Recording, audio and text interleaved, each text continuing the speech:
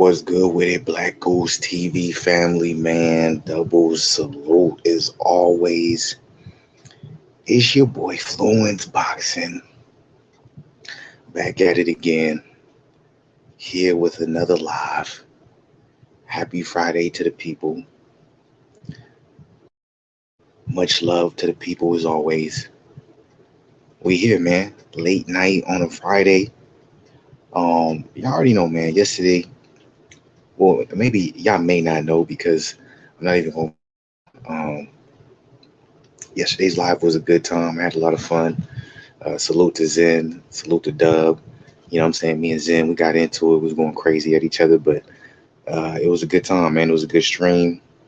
The game ended up being fire. I'm not even going to cap. Like, the game was dope. It ended up going into double overtime, so it was exhilarating. You know what I'm saying? I didn't expect the game to be that good, so it was a good time, but you know what I'm saying? Anyone who didn't tune in, you know what I'm saying? Understandable, so you don't know why I'm here tonight. Anyone who did tune in, y'all know why I'm here tonight. We here to react to the Adrien Broner Fresh and Fit podcast. Okay. Um, I reacted to like the original podcast where it was just them interviewing Adrien Broner on Wednesday. Uh, and I was like, I wasn't gonna react to him being on the after hours joint because it was like I wasn't kind of like, to be honest with y'all, I wasn't really that interested because it wasn't gonna be about boxing or nothing like that, and it wasn't really gonna be focused on AB. So like in my mind, I was like, nah, I'm not really interested on, what I'm saying, going live and watching that type. But then, somebody commented, on that particular video I did reacting to his original interview with Fresh and Fit when it was just him, what I'm saying, and Fresh and Fit. And they was like, AB embarrassed himself on it and he looked like a clown. So I was like, dang, like, I wonder if it's worth me actually watching. So that made me intrigued. And so, like yesterday, the whole time I was like, man, I'm gonna go live Friday. We're gonna watch the AB interview. I'm gonna react to the joint, and it's like I'm not even gonna cap to y'all. Like, I'm not gonna cap. Like, what I'm saying. It's the end of the week.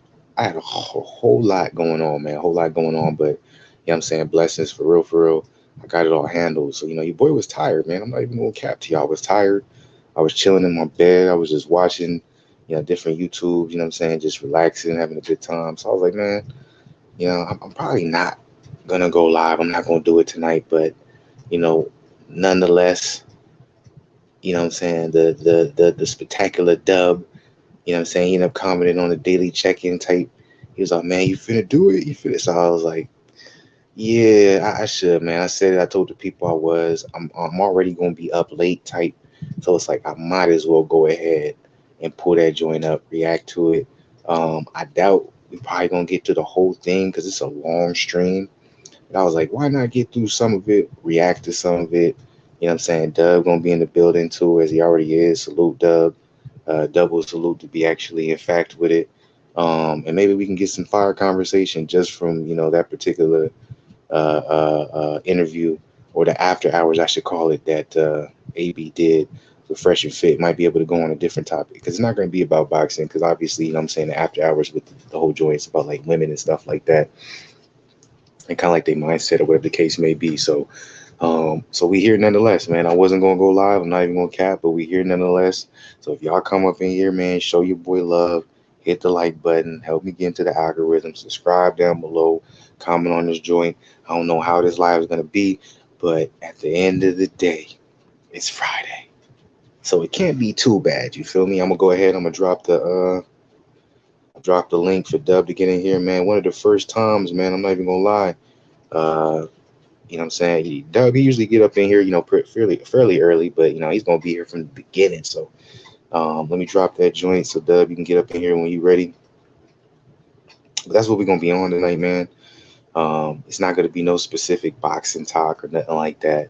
We're gonna be reacting to AB on Fresh and Fit after hours, and maybe we can get some topics from that, within itself. So with that being said, once again, man, show your boy some love. We're keeping it consistent. I think we've done a live every single day this week, yo. Starting from Sunday, so it's been fire. So just, what I'm saying, keep showing your boy some love. Like button, comment, subscribe if you're not part of the family, all that good stuff. Let's keep it rocking. Let's keep it consistent, man. Even when you don't want to, you got to. You feel me? And even when you got to, you should. Here, what's good with it, Doug? You feeling doubt? What up, Flu? How you feeling, bro? Uh, Stop eating Good. tacos, man. Stop eating tacos. Are you seen that? Hey, bro, look. I'm gonna say this right now. One, I love like Mexican food is like top level for me. But to be honest, Me I ain't too. had Mexican food in a minute, bro. But I'm one of them dudes. Like I'll be at because I only eat once a day for the most part. So I'm one of them dudes when I be at work. Shit gets even when I'm not at work. Like I like watching what I'm saying, motherfuckers when they be making the food and stuff like that. And so I just been watching like all week. I just been seeing all these fire ass videos of the little quick shorts or like on Instagram where they making the tacos. Like, would you eat this? And how many can you eat of these? And I just been like, bro, I want Mexican food so bad, and I ain't ate it all week. And then today it was slow in the office. So I was like, man, I'm finna go because there's like a Mexican joint right up the street. It's like I'm finna sit in, bro, eat Mexican food. Shit was fire, but that that had me heavy all day. I was able to get my workout, all that stuff, but I'm like that shit had me so relaxed and heavy, man. I was like, man, this is why I can't. I got man. Hey, This is why I can't keep doing that, bro. you was But ready to take a nap, weren't you?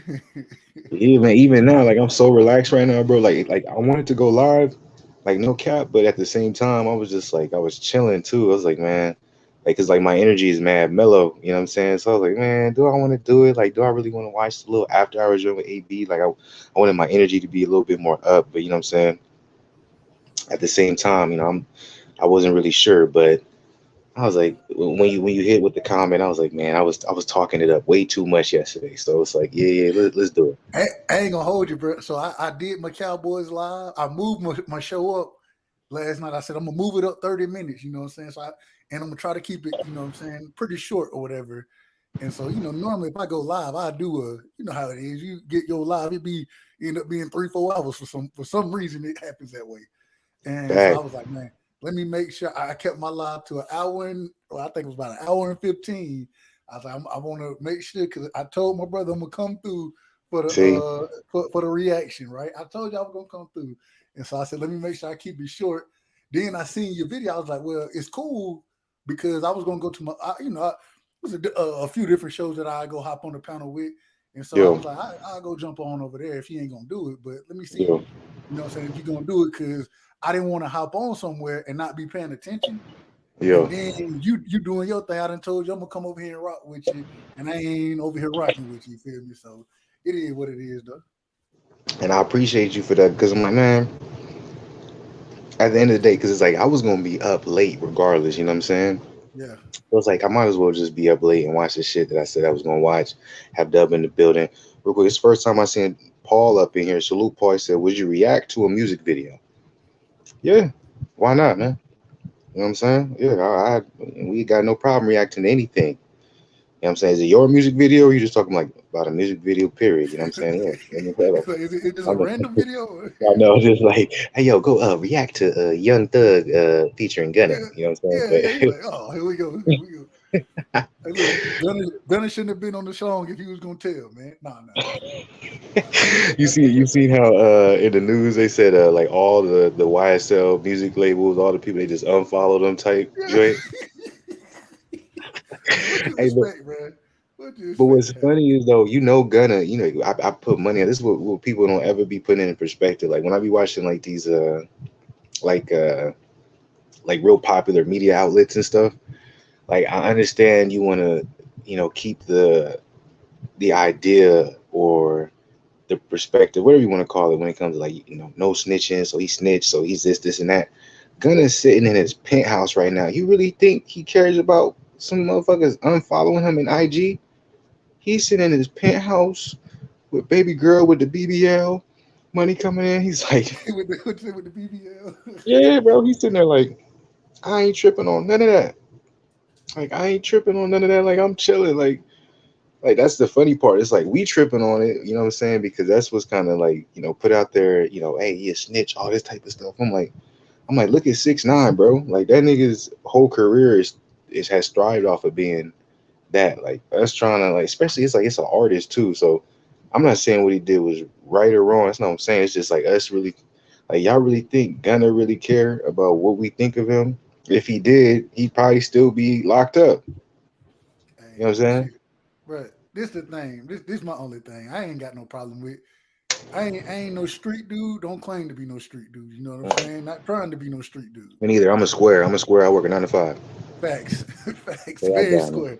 And so, my thing is this. I don't know. I don't know his real involvement. I don't really know too much about YSL and them. I don't even really know the story of whatever. All I know is Gunner. He was like, "Oh, y'all gonna let me out? All right, cool. What you What need you to know? need me to say? What you need me to say? Hey, hey, but, man, hey, man, that bro. but Hey, the I thing ain't is, mad. I disagree, but I ain't mad. If he was a part of it, I don't know what his involvement was. So I don't this is what get me though. This is what get me is like, well, I guess it gets me because I'm a little bit older, and it's like from the era of music that I came from, you knew the differences of who was who, right? There was a Kanye West, there was a 50 Cents. Kanye West never perpetrated. That's one thing. People want to know. He talk was shit about real, Kanye West, but he and never he's still real. perpetrated. He never tried to be like, "Oh, I'm a real dude." Oh, I'm a Now he was like, "I'm a backpack rat." There was Lupe Fiasco, and then there Mm-hmm. was like Slim Thug. You know what I'm saying? Yeah. Like there was J. never, Cole, you the J. Cole's of the world, the one who, yeah, he got bars, but he ain't know what selling I'm no saying? drugs. You There was feel me? never Like, there was never a mix. yeah, Nowadays, you don't know who's who because they nowadays, all let's rap be about real. it. Exactly, bars They all bars rap don't like matter. It's like yeah, yeah. exactly that's like so. I was like, it's like I get it for these, the younger folks who listen to hip hop now. It seems like everybody's hard in hip hop, but it's like if you do your history, I'm like that's never been the case. There's always been one side. There's always been another side, and a lot of times they never muddied the waters. Now it's like there's not too many people who want to listen to the dude who's rapping, and and this sounds weird too, but it's I don't want to Look, sound like this guy, but if he's rapping and investing, they probably don't want to listen to him. But if he's rapping and in the streets, if he rapping and claiming that he's selling drugs or shooting and killing or doing whatever, then he fired. But if it's on some actual being a good citizen in the world type shit, then it's that nigga lame. He lame, bro. He like it's think back. about this though. This It's is what back. makes me mad is like I'm not trying. I'm like I don't go too far into the culture appropriation type thing, but in reality, nowadays, since white rappers have become more popular, and you have this kind of like muddy line with like kind of Are this they? rock type sound with rap, the people who aren't rapping street, they're usually, what I'm saying, white, or they have this weird like little Uzi Vert feel to them. You know what I'm saying? So it's like it's almost like there's a stigma now. Like I remember when I was growing up, I remember like you have Talib Kweli, you have Black Star, Most Def. You know what I'm saying? You had Little Brother, like there was niggas from rough areas or grew up rough, but they wasn't talking that. Like I remember for me like Black Milk, like I go on and on. It's like nowadays you don't really have that. There's not that differentiation. It's like it's really just like if you're talking about someone who's not rapping about the streets, they'll be like, oh, you talking about Logic or something like a white rapper type. Like if you a black rapper now, it's like you have to be talking about something somewhat street or gangster or whatever. Like you couldn't. I don't care what nobody tells me. I'm like Migos ain't no street niggas, I don't know. I don't know nothing about them outside of about 4 or 5 of their songs. bro. That's like And Migos is somewhat not really Myra, but some. I'm like they wasn't no street. Like there's videos of them when they was younger. Like they was like they ain't no street dudes. right, but But it's like that's what they most perpetrated because that's what get them where they are. Because that's the times we're in now. It's like you unless can't. I'm But just being honest about it, just being very. I ain't saying from a certain place, but the majority of individuals that really make it rapping, right? That really make it, they have nothing to do with the streets. The majority, not all, hmm not all. And the reason being is because usually, if you really in the streets like that, right? Go look at King Von, right? Them niggas in Chicago, that drill music. All them niggas be dying. Respectfully to them, nah, that's no respect to them because that's what they doing. They killing each other. You feel me? yeah, They really out there in the streets. Look at how they in your neck of the woods. The Yo Gotti's And look at them niggas from Memphis. Yeah, Memphis is crazy. I ain't finna lie. Them niggas is. Did I ever tell you my Memphis story, bro? I ever told you that story? Nah. I've only been to Memphis one time my whole life. One time. My partner, man, his family is from Memphis, and so I think we were either like our first year in college or seniors in high school, somewhere in there, right? And they was going to Memphis, and they were like, "Hey, you want to go?" You know, I was like, "Yeah, I go." And I mean, you know, for Christmas, they could his family come from Memphis, so I know his grandma and his uncles and everything, you know. So we head to Memphis, and we stay at his grandma's house. You know how Memphis is, right? Church chicken on every damn block. So That's a fact. Corner store, church's chicken, Popeyes. Facts. I was like, it's more chicken being ate around this mother than a little. But so his cousin, right? His cousin was. I think about it now. At the time, because we young, we don't really know about Memphis like that, and so we from Middle Georgia, nigga. We from the South, like we don't know about Memphis. So we trying to go out. His cousin is older than us, probably 23 at the time or so, right? We 16, 17, 18. And so he comes scoop us up, and his aunt, when his cousin picked us up, his aunt was like, "Look, don't get them in no shit." And we thinking, we like, okay, he probably, I don't know, we not sure exactly, but we think we finna go have a good time, go out. So he take us down to the river, right? We go down to the river, and he was like, nah, you can't get out the car. Y'all, we just gonna ride by. So we just ride by the river. So then he was like, you know what? We're gonna go to the mall. And it was kind of like an indoor-outdoor mall. I don't know exactly how to explain this. Do you remember which mall it was? Do you remember the name of it? If it was a rowdy one, you probably went to the Oak Court Mall. That's where that shit always pop up. So look, watch this. So we at the mall, right? We, back then, you go to the Foot Locker, you go to your normal store, whatever. We just walking around, chopping it up. Bro, we hear 3 guns, pow, pow, pow. Like, what the fuck going on?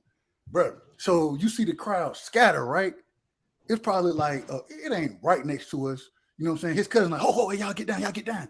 So we see the crowd scatter probably, I don't know, 50 yards away from us, 50, 60 yards away from us, the crowd scatter. Like, what the fuck going on? So then you see a nigga on the ground shot. Damn. Next thing hold on, but this the craziest thing, in like 30, 45 seconds, bro, the shit was like nothing happened. Niggas was just walking by the brother. He on the ground shot. Folks were just walking by, like they kind of walk around them, but just going about their business, bro. I'm sitting here like, did somebody call the police? Can y'all, is anybody going to help them? I mean, they have nothing to do with me, because they don't want to get caught up in that. And they wasn't even shocked though. It was like everything was just, and his cousin was like, all right, we got to go. So we get back in the car. We ride for about another hour around the city. Then his cousin drop us off. Like, nah, y'all can't be here with me, man. So I was like, man. Bro, I'm telling you, I'm like, me coming out here, because I'm from Cali, so it's like, it's different. I'm like, obviously, Cali different. Like, by the way, I'm not from no crazy shit, nothing like that. I'm a square ass nigga. There's parts of where I'm from I ain't never visited. I was around niggas I never should have been around when I was in high school, all type of stuff, but I was never that dude. You know what I'm saying? So, but at the same time, I've been around some things where I can tell the differences. So it's like when I came out to Memphis, one of the biggest differences is like when you in Cali, it's like where I'm from, it's like you wouldn't know what somebody's on because they could be in the cleanest attire type shit. Like you would think they work in a regular job type thing. You know what I'm saying? And they would be a certain way. Out here, bro, it's grimy, bro. It's like that. There's really a difference. Like I be realizing there's really a difference, and I get too also why at the same time people get kind of like I get both sides where people can go to Cali and they be like, oh shit, it's sweet out here because everything look nice, and you don't understand you in a nice area, but it's not really a nice area because you know what I'm saying even the hoods look nice to an extent. You know what I'm saying? Where and you know when you come out here. You know when you in the bad spots, and you're like, okay, you know when you in the gutter, bro. Yeah, bro. So it's like, I was right. Real quick, I want to say, Paul, I'm gonna leave this up just to show some love to that video. We're not gonna react to that tonight, but appreciate you being up here. But yeah, man. Hold on, what is the name of the song? Attack by. That's what I'm assuming. Attack with an exclamation point. I was Skater. gonna say SKAR, but you go ahead. Oh shit. I don't know either. It's probably fire though. I'm like, that might have to be the new thing in the video, man. We Bruh, react to the video. bruh, I that mean, says, bruh, that says skater, bruh. Skater. oh, you right, Skater. Yeah, that's right, Skater. Skater. So salute to Attack, Skater. We're not gonna react to that tonight. We're gonna be on the Adrien Broner, Fresh and Fit joint. Oh yeah, see Paul say he's like, yeah, it's called Attack. So Okay, we're okay. not gonna react to it tonight just because we're gonna because like the Adrien Broner After Hours joint, that shit's like 2 hours long. We definitely not gonna get through all of that. Um, but I think it might bring up some cool little topics that we can talk about depending on what the conversation is headed toward. I do want to ask you this though. The So there was a lot of before we start the joint. There was a lot of obviously backlash when it came to Terrence Crawford being on BLK Prime. A lot of people felt like BLK Prime was pricing themselves out. They didn't think they was a legitimate company. They didn't think people, even there's even rumors going around. Fighters still haven't gotten paid, but there's no, anything that substantiates that or anything legit.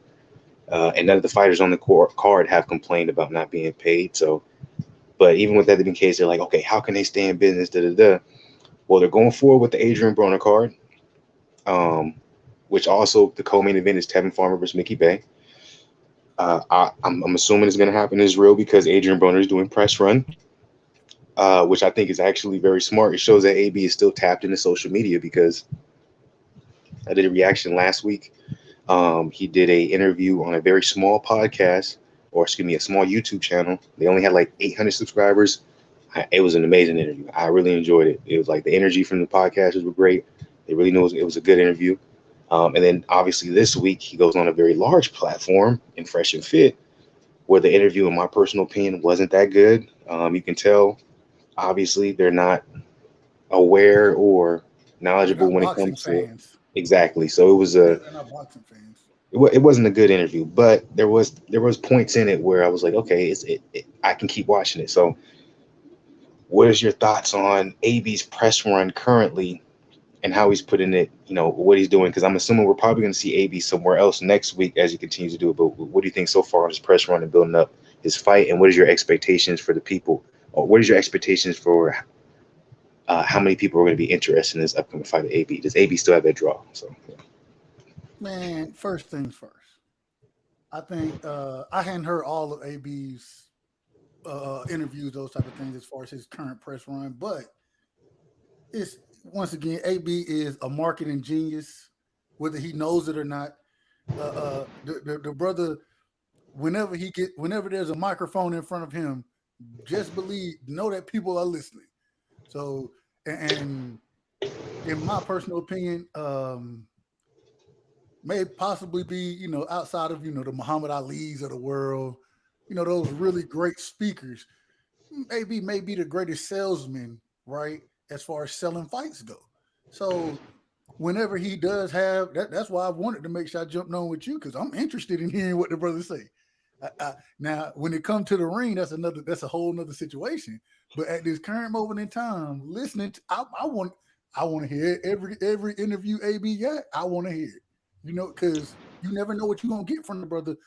And a lot of times, what you got to watch, he put a lot of positive stuff out there, really, to be He honest with does, you. and I And like it's his. Go on, my bad. Go ahead. and the interesting thing, that positiveness don't always get the press. I enjoy that as well from listening to him talk. And so it is, but then he also, AB gonna have his moments. He gonna have them AB you ain't with me. Nah, you ain't with me. Shut that off at. He gonna have them moments.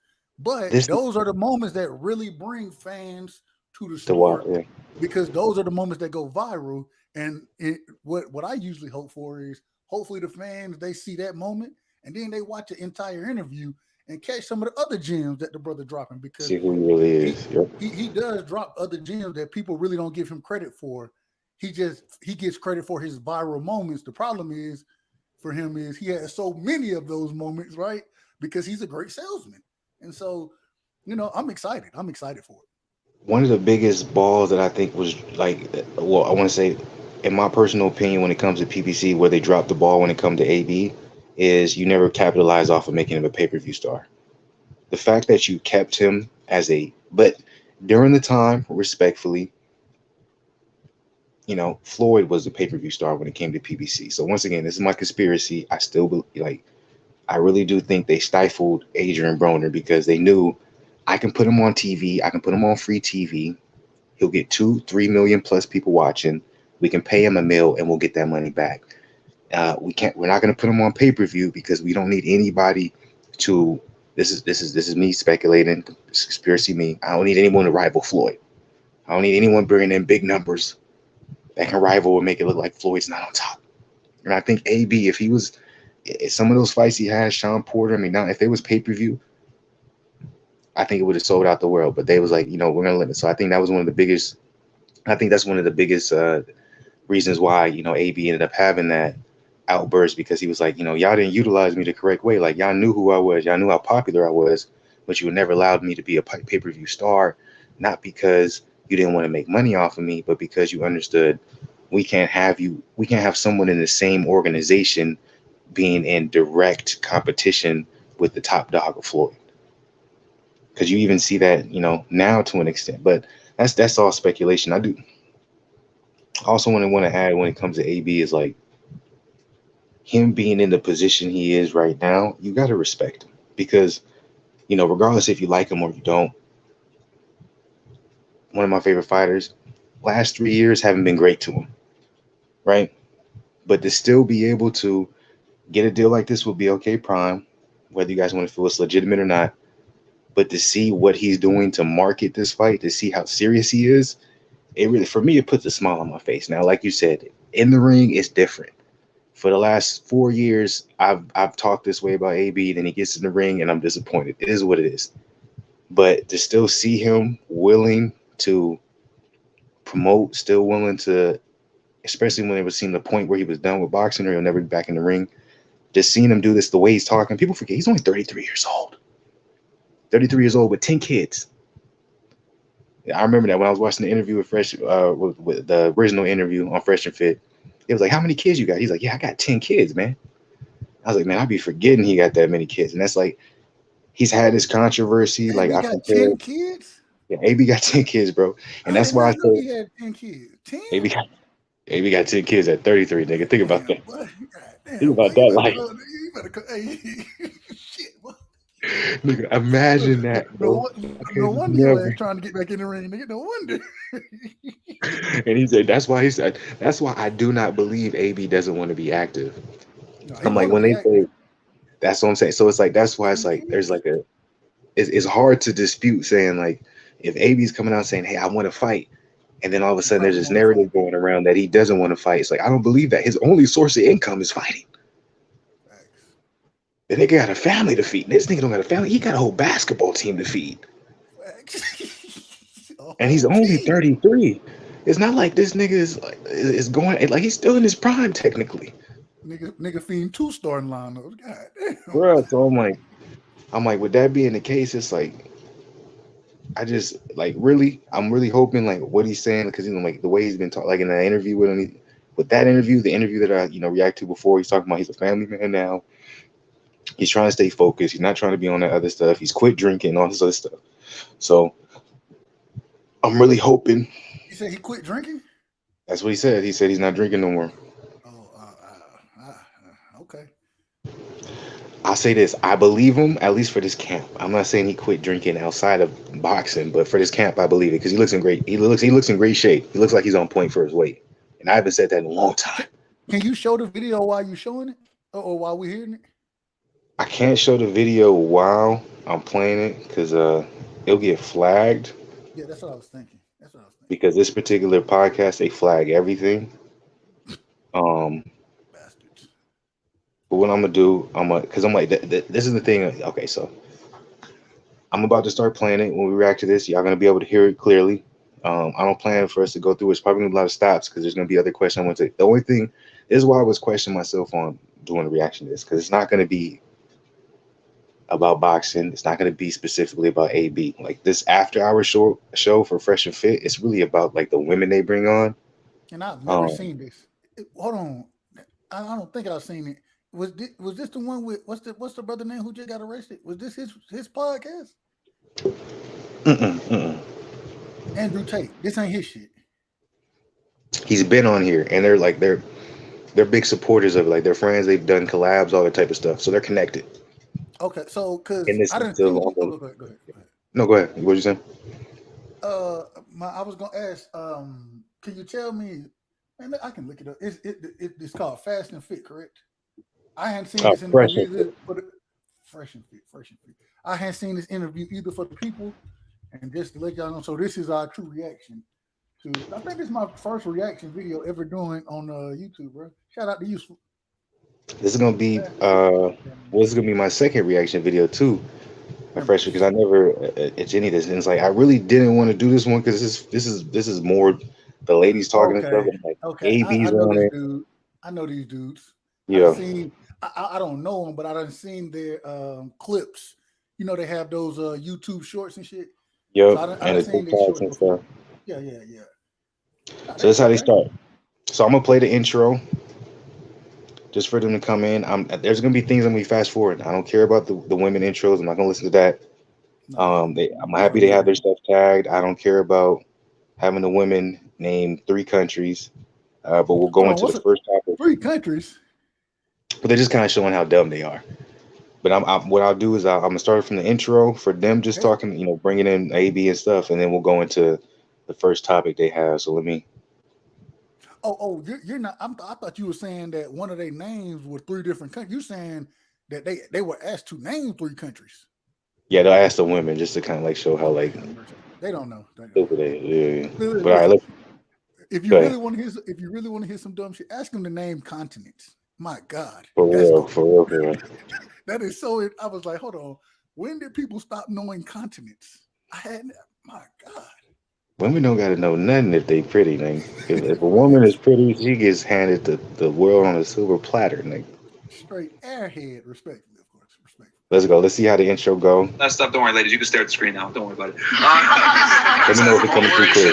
And then It's a also, little guys, check too us out on loud, a Megaphone, little too right? loud. We got 2 different channels for Megaphone. If you guys want to listen to us on audio, make sure to check us out over there. Just make sure you wear headphones so you don't get fired from your job or they're sent to HR. All right, I'm gonna fast forward to. On there, 4 shorts per day. Guys, behind the scenes, man, check out the vlog I channel. don't care about none of that. They was gonna introduce AB. Sounds like they're not gonna introduce AB. Hey, real quick, turn it down just a tad bit more. It's, bro, it's crushing my eardrums. Nightclub. I'm 25. Yeah, that's it. Yeah. Dating status? No, he I'm said a body I'm fast. count. single. He said body count. Yeah, I'm not Okay, gonna. still a little loud. Still a little loud. I'm gonna fast forward it because it seemed like they didn't introduce AB. This is the only thing I hate. But all right. The first subject they have is $50 a quality date. Maybe I'm a bitch, but I say absolutely not. Okay. $50 And is so like tell us why it's not enough. I mean, inflation. You can't go anywhere nice. Anywhere nice for $50 now. Especially Miami. Am I gonna go to a restaurant and we're gonna share a drink and share an appetizer? It's already $50. Like, no. It's a white bitch, so yeah, man. Let me talk records. She said inflation. Okay. And then what else do you think? Or is that your main?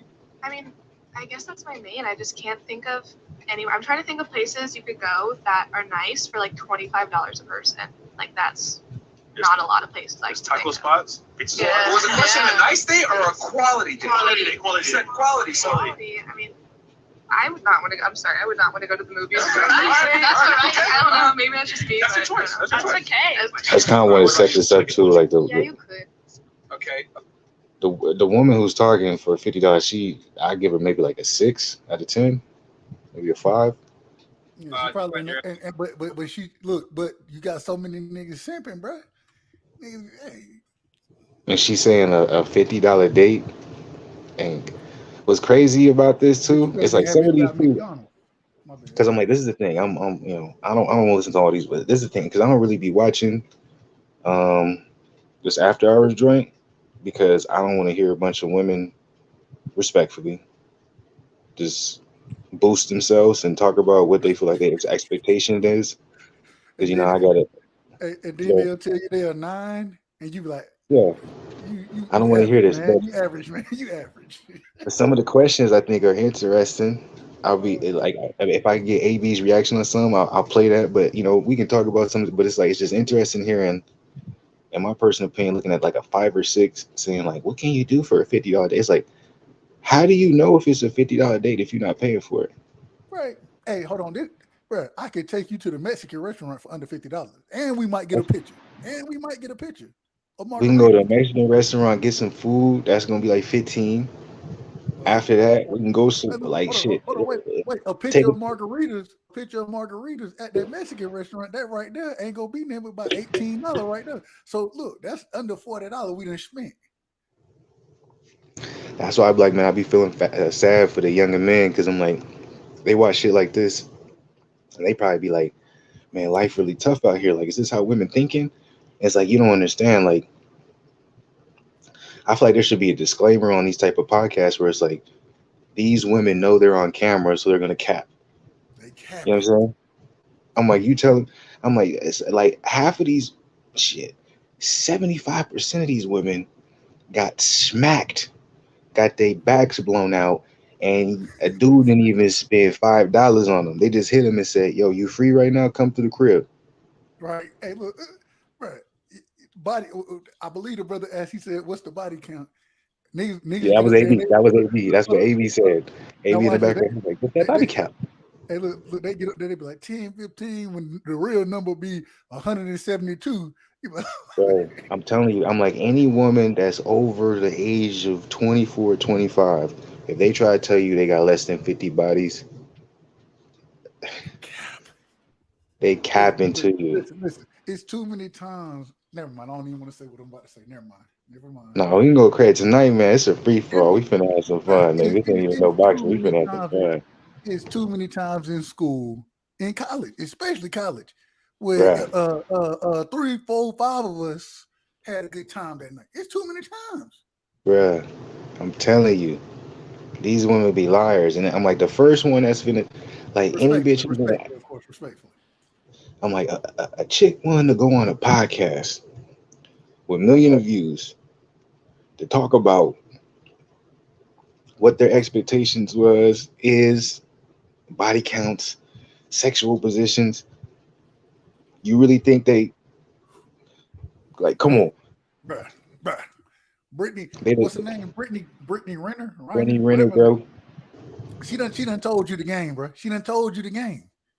Just listen to her. She done told you what she done did, and then how she even would tell you, man, just listen to this stuff, people. What are we doing?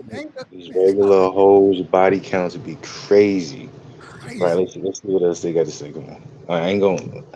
Look. We're gonna skip through a lot of this. They got more bodies than you got, and you don't even know it. You think you big time, and they got more. I'm not saying you specifically. I'm saying no. I know more than me. No, I bro. If there's one thing, like especially nowadays, if there's one thing men gotta understand, bro.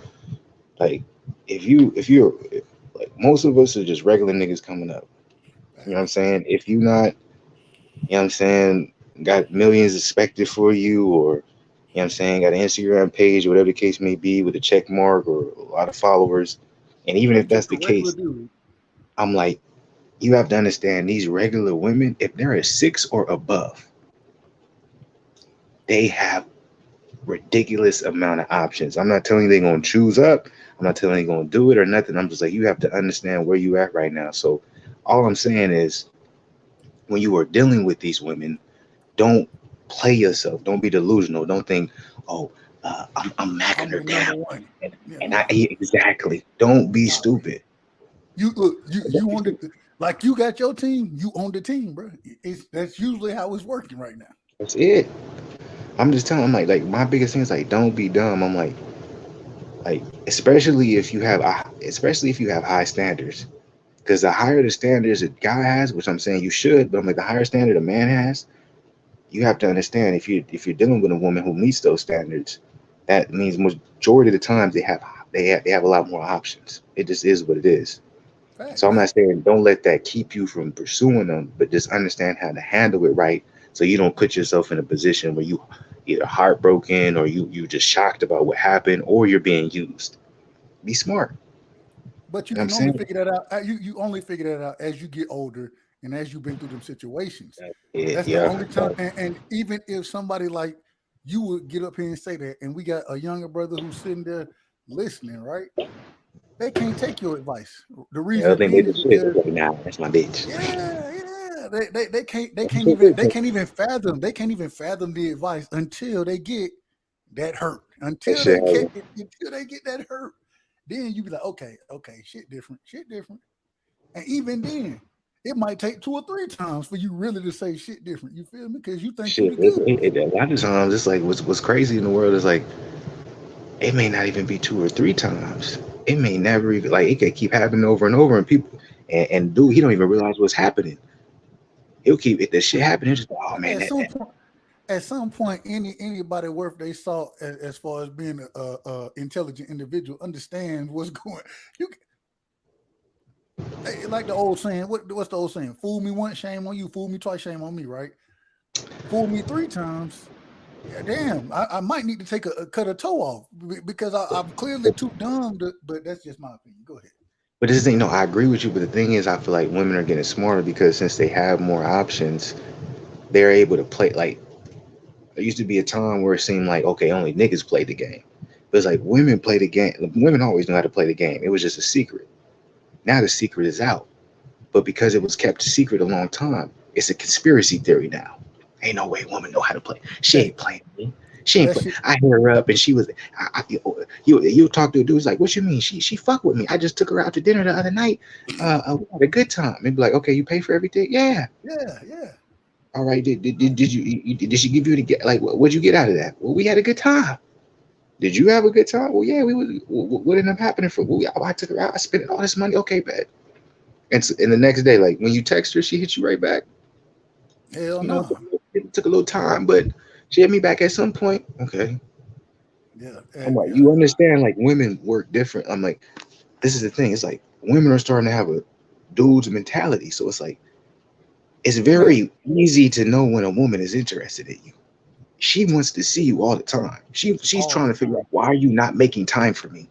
Facts. If you have to constantly try and find the time and make time to be with a woman or fit something around, or the only time she wants to be with you is because you can provide some type of service.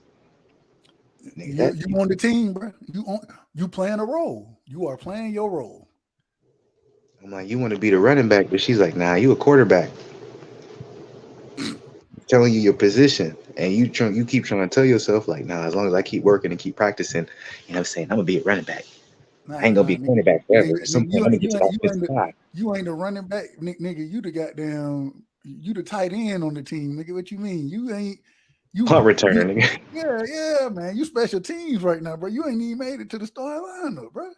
You here for you here to provide one service. That's what you were here for.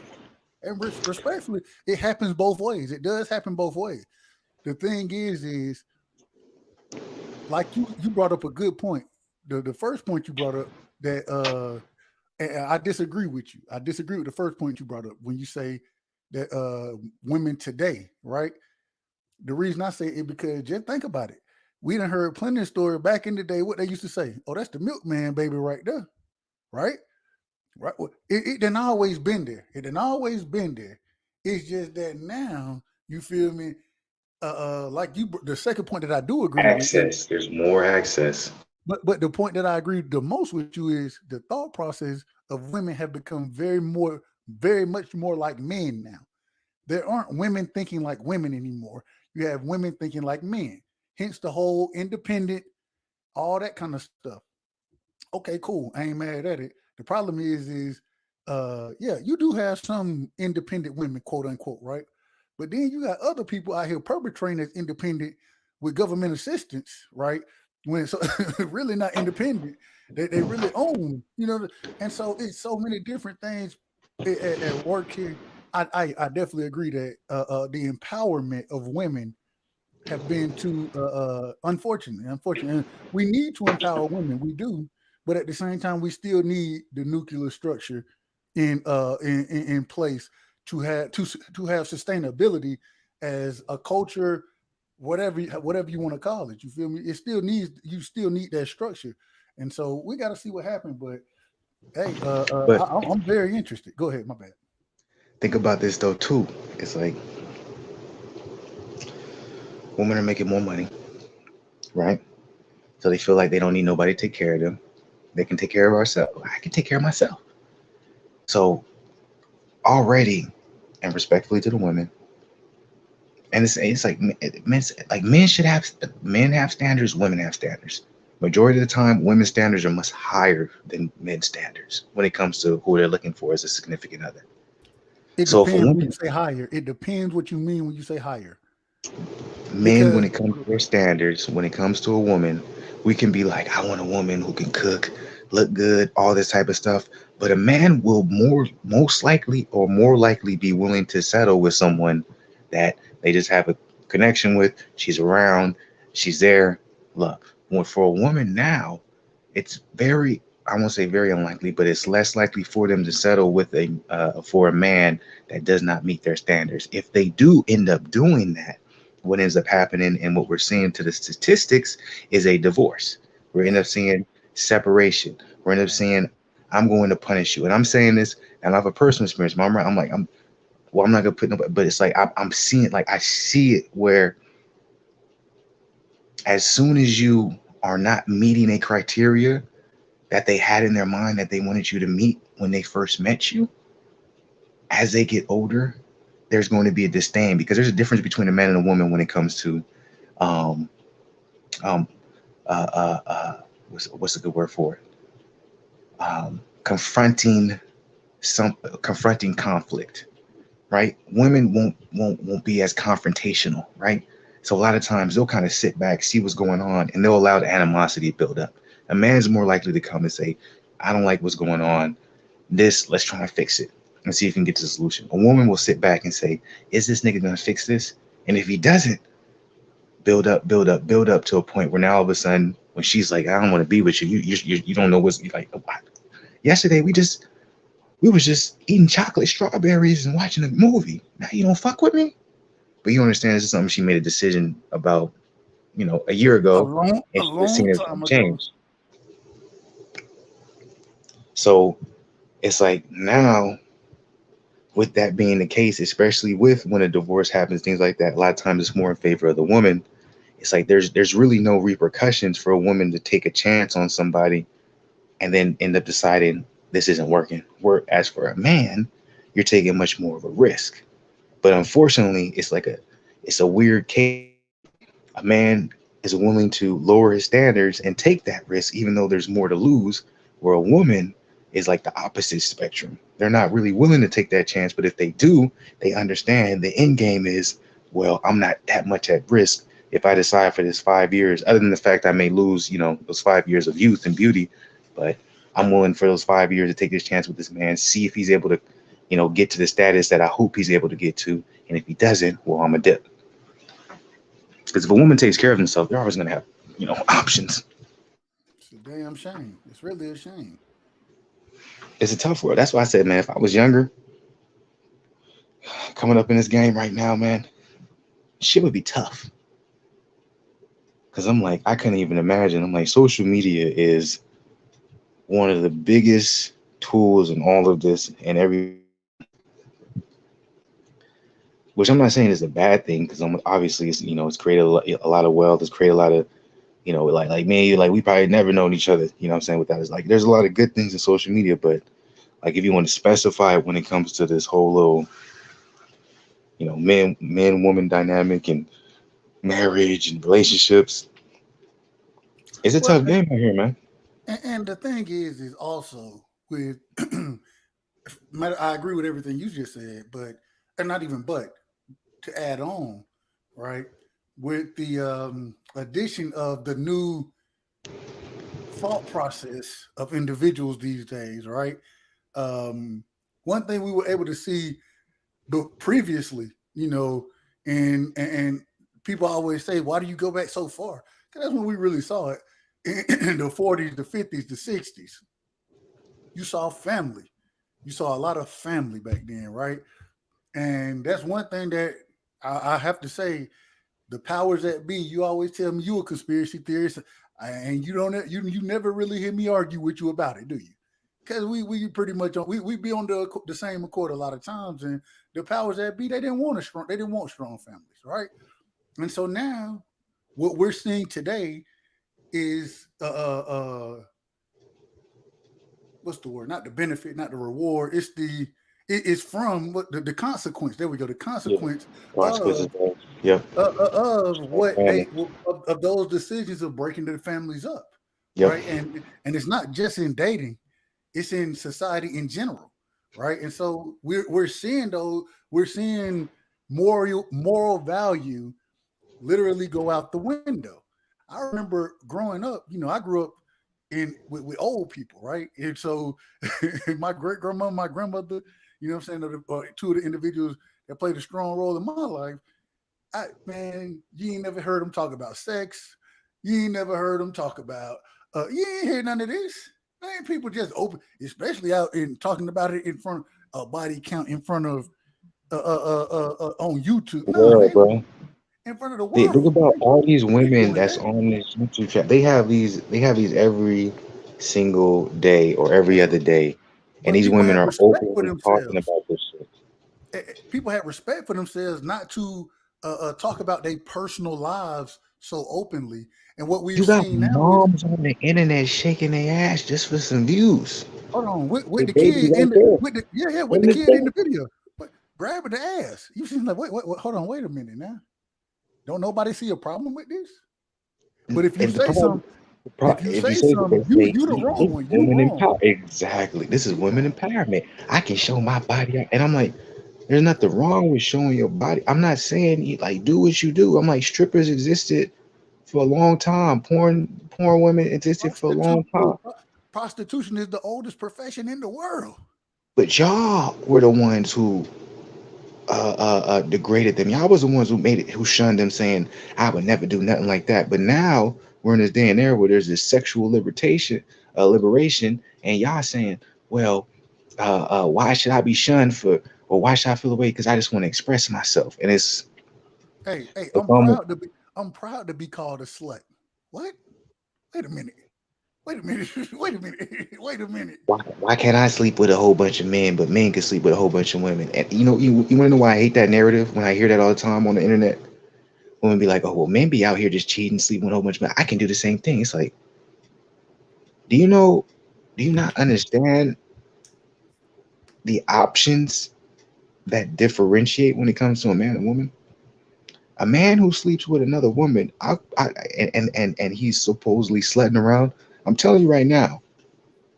Usually, if it's a whole majority, if you had a whole bunch of different women, the scale level of how they look and who they is, you probably taking the L on some of those. You taking a bunch of L's. A bunch of L's. Hold Like, on, there's not a whole bunch of bad women who's gonna be willing to just be like with this, unless you just that top level nigga. But you talking about a regular nigga? No. So it's like women, you can be a regular woman, and you can be a ugly woman, you could be a fat woman, and you have a million choices to just fuck a whole bunch of motherfuckers because it's just gonna be a whole bunch of niggas just trying to get it. So it's like you can't call it. It's not that you can't call a spade when it comes to that. It's not the same thing. Even those niggas you talking about who sleeping with all these other women, they have to work for it. It just doesn't come to them. They just not having women come up to them unless they, like I said, making $1 million, whatever the case may be. But a regular nigga who's out here, and I'll tell you this right now, I tell women like I remember this one chick, man. I was cool, man. She and the niggas I be like, I'm gonna tell you right now, if you really think he fucking that many women, he lying to you. I'm like, niggas do not have that many women just right there ready. And if they do, they out here, they hitting the slumlords, nigga. They touching everything they can Trash find. niggas, nigga. Exactly. They just like whatever says yes. I'm like, it's not that. I'm like, majority of the time, niggas have to work for what they have to get, whether it's money, status, or even pussy. I'm like, and if a nigga telling you they fucking anything and everything, and you like, well, I want to do the same thing, you don't understand. It's different. You're being offered it. He's working to it. So his whole life is based off of him trying to fuck off and be on some bullshit. And a lot of times, the women that he's fucking go get tested because he on some shit. Let's be 100. Bro, you know what's so crazy? It's crazy you say it that way, right? Because the other thing is this, right? Going back to the old days, right? Even when we talk about the milkman, even when there was the milkman, get what? The man who was in that house, he was the father regardless. And then guess what? He may have another family down the street as well. But guess what? He had to take care of them families. So now Both look of at this. them. Now look at this though. This where it gets interesting. So now, as a female, you do this, and you start having children. Now you got children by multiple men, right? You don't have a man in the household at all. Even you're gonna say, okay, we're gonna do the child support thing. We've seen how that ends up, right? And so it's total different levels of responsibility that's going to be taken. You know what I'm saying? And unfortunately, for the female in this situation, the baby is coming out of you. The one thing with the baby coming out of you, guess what? I have no. If think about this, before there were paternity tests, right? Hence the reason virginity for men for so long was such an important thing. Why? Because you wanted hey, I took that virginity. I know that I'm the father. I'm gonna take care of her when she's pregnant, right? This was before the government was taking care of folks, right? And so she can't work now. So I my responsibility to take care of her so she can have that baby. That's my offspring, right? It's a way of life. Now, hey, you just living it up. I literally was flipping. I'm flipping through, and I don't know. It was one of the little judge shows on, right? And the lady, she literally says this. She says, "Well, I told him because the brother said, well, I didn't want to pay.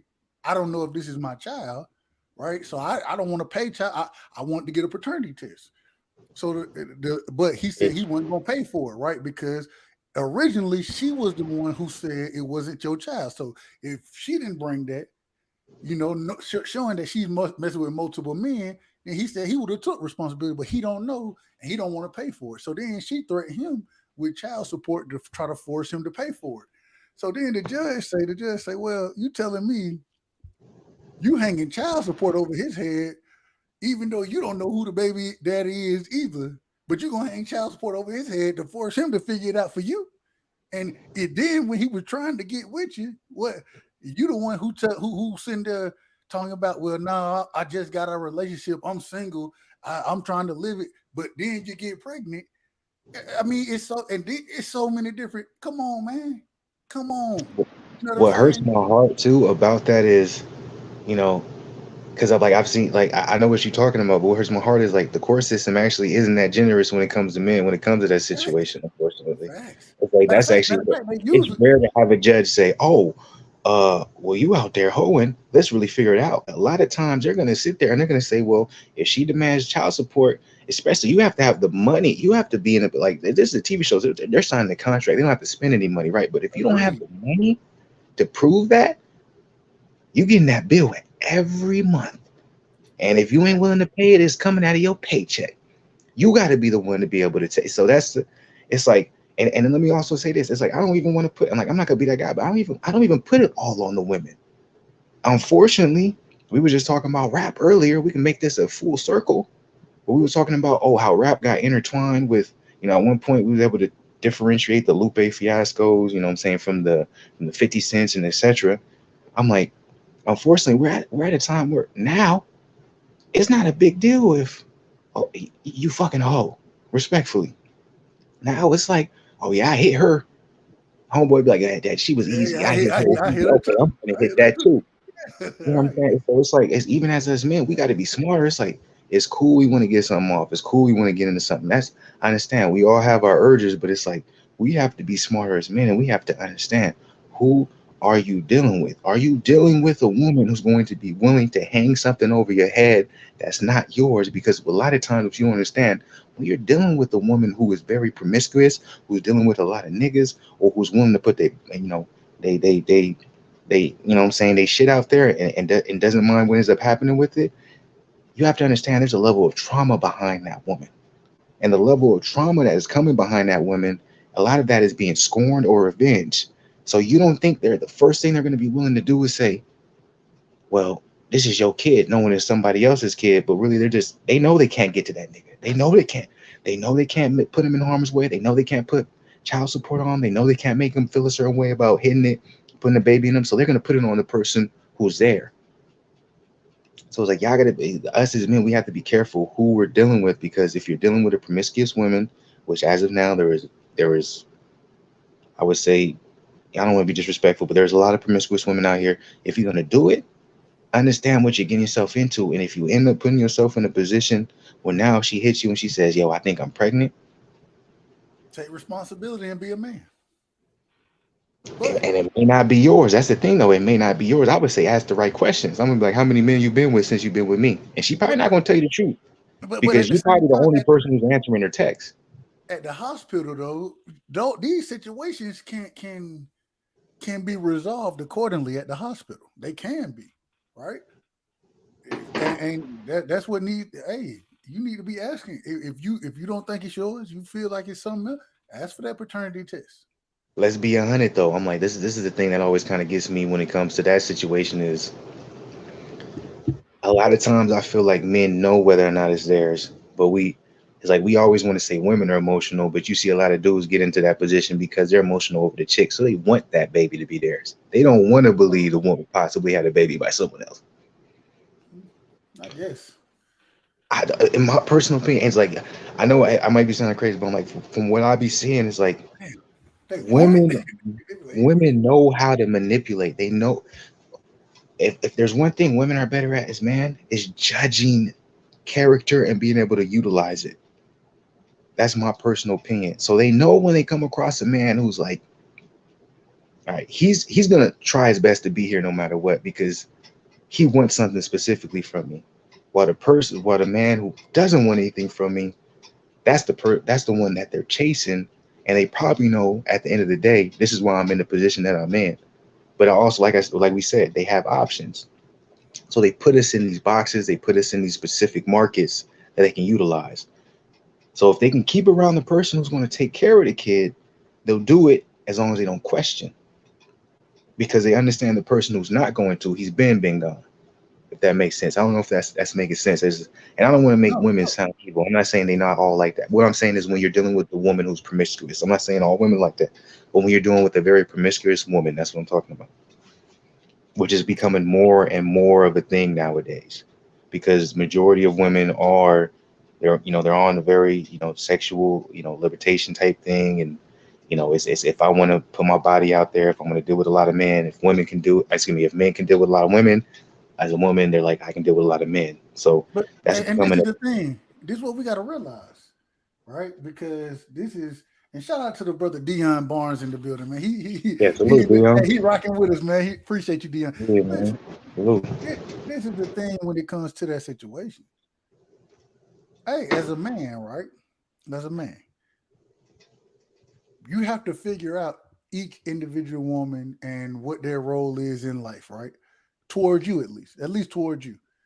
There are going to be those times where you have those individuals who provide certain, or let me make sure I say this the right way, that you deal with in a certain way, right? But you know that me and you, we're probably never going to be together. But because I understand that, I need to make sure that if we're not going to ever be together, then I need to take the precautions to not tie myself to you, right? One thing I always tell men, or especially young men, I've been a coach multiple times, and especially when you're coaching fifth and sixth graders, right? When they first start to get into that girl mode, that's when they first kind of start to get you be like, hey, bro, I don't know what they tell you at school. I don't know. I know as your coach, this is what I'm gonna tell you right here. Everything that look good to the eye, it ain't always good for you. It ain't always good for you. Hey, you see that cookie? That cookie, it look delicious right now, don't it? Mm-hmm. But you eat too many of them cookies. You gonna have to take shots the rest. Hey, it is what it is. You're gonna need insulin. So all I'm saying, we got to understand what we're dealing with, and I think it's educating the youth. Once again, though, the problem has become because of the breakdown of the family, right? And then the lack of education being provided on certain subjects. Yeah, they going out and what they doing? They talking to their friends. They talking to a few people older than them. Even the people older than them, though, it ain't their parents. It's somebody they may trust or whatever. These individuals, they didn't have no guidance.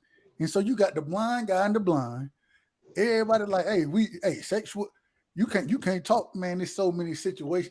They didn't set us up, bro. They didn't set the culture up. And when I say the culture, I'm saying the culture of the family and being able to disseminate values to others. They didn't set it up by damn near trying to erase it. And now they start throwing the propaganda in there. You had the feminist movement, respect to women, respect to them, but I'm against feminism. Anytime you start to put a race or a sex or whatever a gender against each other, I'm against. I'm all about inclusivity. We need to be working with each other. And what's going on now is even with and then we need to watch the Adrien Broner shit because I'll start talking way too much. But I did want to say this one point. I was This like, one point. yeah, go ahead, yeah, because I'm like, you saying good stuff because I want to piggyback off of something you said. So go ahead, yeah, finish it. BLM, right? BLM, Black Lives Matter, that movement. I came out from the beginning. I was like, I don't fuck with BLM, me personally. Now, But no, that's fake. It's not about Black Lives Matter. It's about it's a LGBTQ the, whatever that is organization. whatever. Now, the actual title itself, Black Lives Matter. Hey, I rock with that. But the movement that they're pushing, I do not rock with. Whenever you tell me in one of your mission statements that your goal is to destroy or to break down the nuclear family, nah, I don't rock with that because the nuclear family is what has allowed mankind to continue to survive, reproduce, and move forward. So when you break that, go ahead, my bad, go ahead. What I wanted to speak on is Black Lives Matter. What you're saying, you rock with that statement. People don't understand that nowadays, the way the media works when it comes to certain specific utilization of words is you guys got to understand it. The more you see it, the more you use it, the more desensitized it is. So the more less impact it has. So there's certain words that are being used. If you say it a lot more, the less it has impact. So one of the things is being racist. They've used racism as a lot. You racist. Now you see white people saying, "Oh, they're racist against white people." Now you have this movement where white people are saying, "Oh, well, you got to protect white people. They're being marginalized. White people are marginalized." Marginalization was something that was used when it comes to minorities. Now minorities. So Black Lives Matter. The reason why they used that as a term for their organization, because the more you utilize a term, the more you see something, what happens? You get desensitized. It's not as impactful.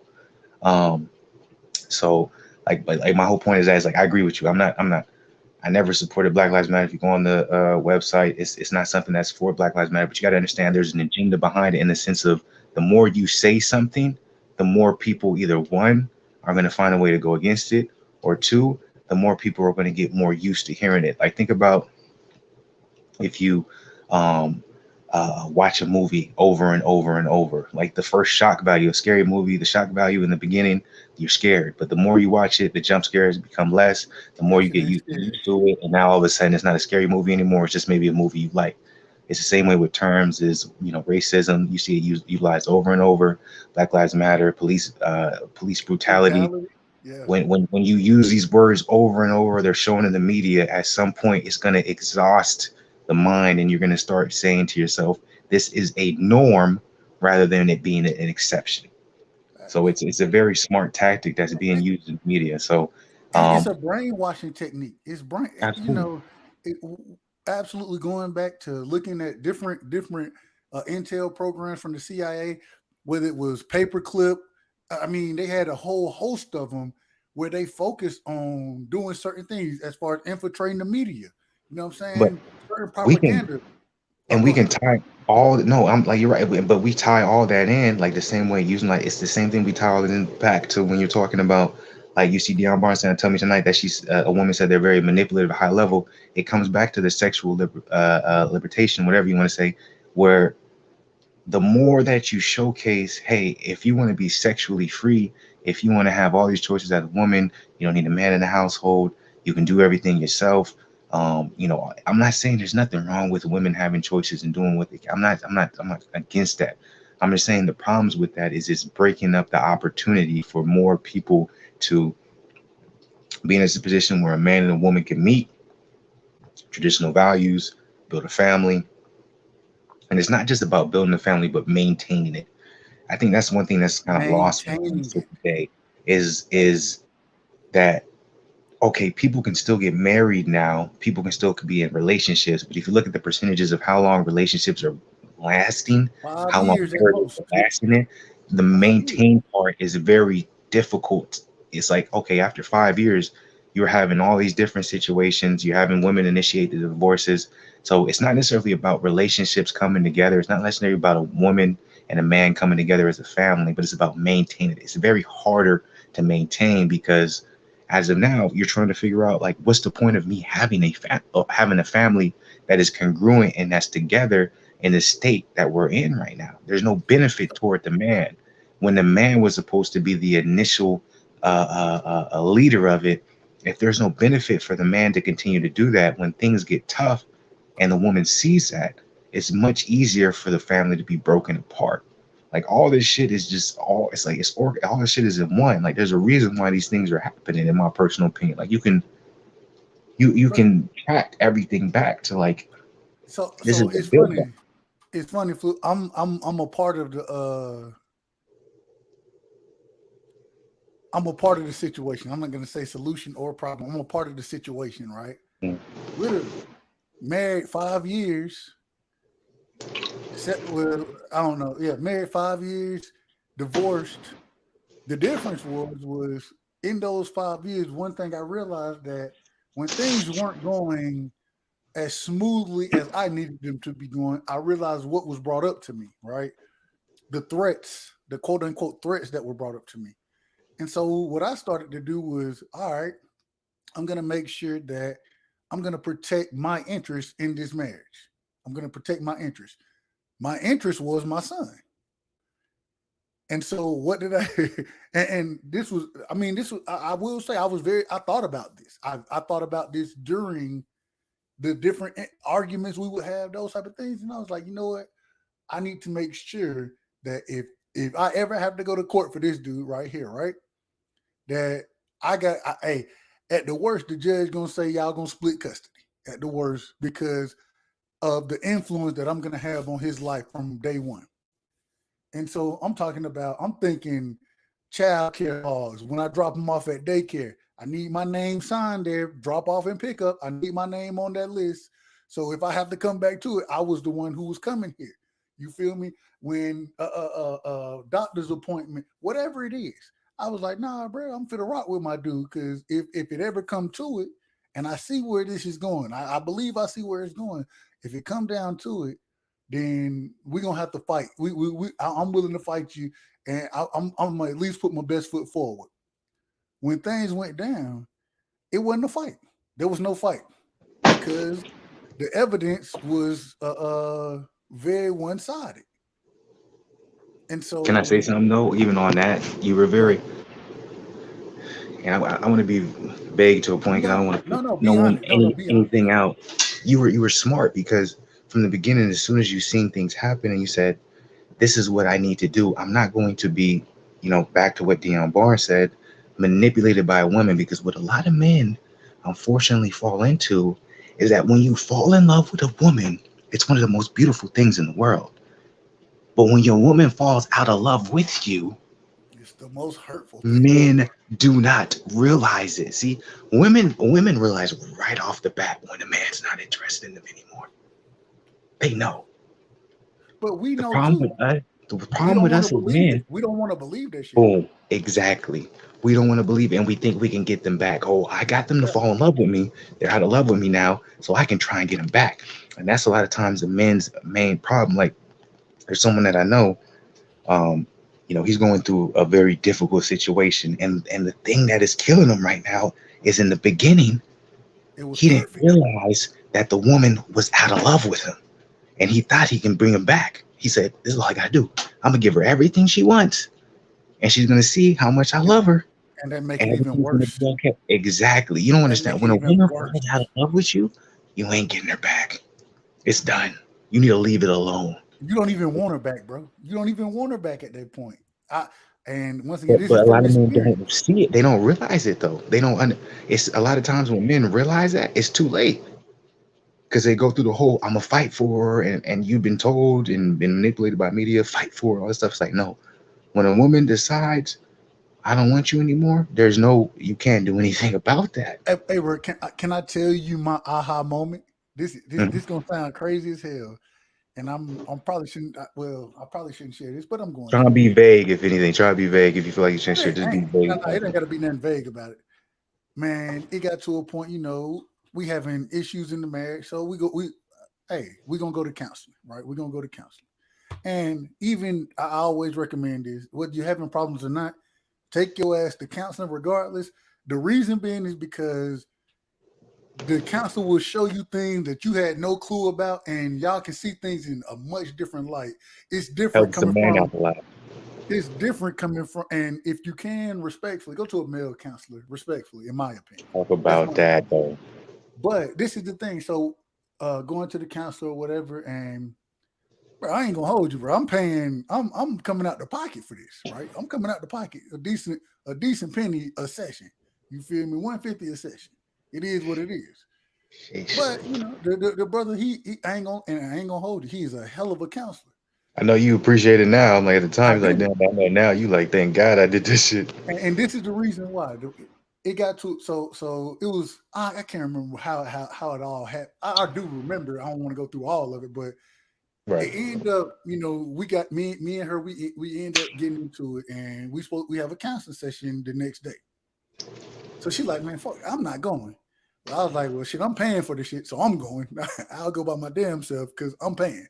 So I already didn't pay. I already didn't pay for this. So I go up in there, right? And get what the brother tell me. I swear to God, he was like, "Hey, bro, I ain't gonna hold you. You done did everything you can do. Damn. At this current moment in time, it's on her. And really, what I would recommend to you is don't trust anything she says to you. Just Oh go my off. God. Hold on. The brother, he said, go No, off that's action. great. I'm like that. I'm like, you don't understand how blessed you are for that to happen. No. He said, go off action. That's such a blessing, bro. I can tell that you're here right now because you do care. Although I will say I was there because I had paid. But I did. I ain't gonna hold you. I did care. I definitely care. It's both, because I'm like, you wouldn't be paying if you didn't care. Right. And so he was like, man, you done did what you're supposed to do as a husband. At this current moment, it's on her. Don't go off of anything she tells you. Watch actions. And as you judge those actions, be honest with yourself. Because if you're not honest with yourself, then you can convince yourself into a lot of other things. Do not do that. Be very honest with yourself as to what you're seeing. And I had multiple. I think I had 3 sessions. Oh, we had 3 sessions left. She came to me with, I think the second to last session, but the next session and the last session I went by myself. And me just going in there for an hour, chopping it up with him, letting him know what I'm thinking, what I'm going through. Like he was one of the individuals who helped me come to that conclusion. And I had already kind of came to it, but just showing me, hey, make sure you're because this was 2 years into our marriage, right? 2 years. We were married 5 years, right? And so we separated after this. After we separated, I got my own spot. She stayed at her own spot. We tried to stay close because we was gonna do we didn't want to go through the courts. We want to divorce shit and then like that. So we was gonna do we did the week thing with my son. And so every Friday, you pick him up. You got him that week. The next Friday, I'm gonna pick him up. I got him that week. If you need help, let me know. Whatever. We tried to work things out that way, and we end up getting back together. You know what I'm saying? How she goes. And things were decent, but once again, I was already like, I ain't gonna talking to the doc, man. It conditioned me to, man, stop worrying about what she tell you, bro. Just see how things happen. And you could tell what really happened was she wanted to go to esthetician school. And so, of course, I'm going to help pay for it regardless. It is what it is. So and then because the time frame she was going was 6 to 9, 6 to 10, something like that. Then, I got to make sure I got my son, that she can go, that everything is cool. And so I say all that to say, bro, it's going to be situations that present themselves what you have to do is take yourself, you got to take a step back, look at those situations and say, hey, I understand what she's telling me. I understand it. But I got to watch actions. And yeah, sex is an action, but sex should be the last thing you worry about when you're looking at individual action. What you should be looking at is how they're making things move forward, progressing, and fixing. And so it was a lot, man. It was a lot. Go ahead. My bad. Let me add one thing. A lot of things you were saying was beautiful. Like what I want to add on that, Dub, is as men, a lot of times, you know, we want to handle everything. We want to take care of everything, right? And a lot of times when it comes to advice, depending on what your situation is, like me personally, I'm like, I went through, one of the hardest moments or hardest times in my life. Unfortunately, you know what I'm saying, RP my pops, like he wasn't here where I could talk to him, because I'm like me. The reason why I have is like I always say I'm young to some, old to others. I had older parents, you know what I'm saying? So, I have an old school mentality, but with that being said, at the same time, like one of the hardest times that I've had in my life dealing with a woman, unfortunately my pops wasn't here, but people don't understand. It's like sometimes you need an outside source, someone who has no connection with you, to tell you what it really is.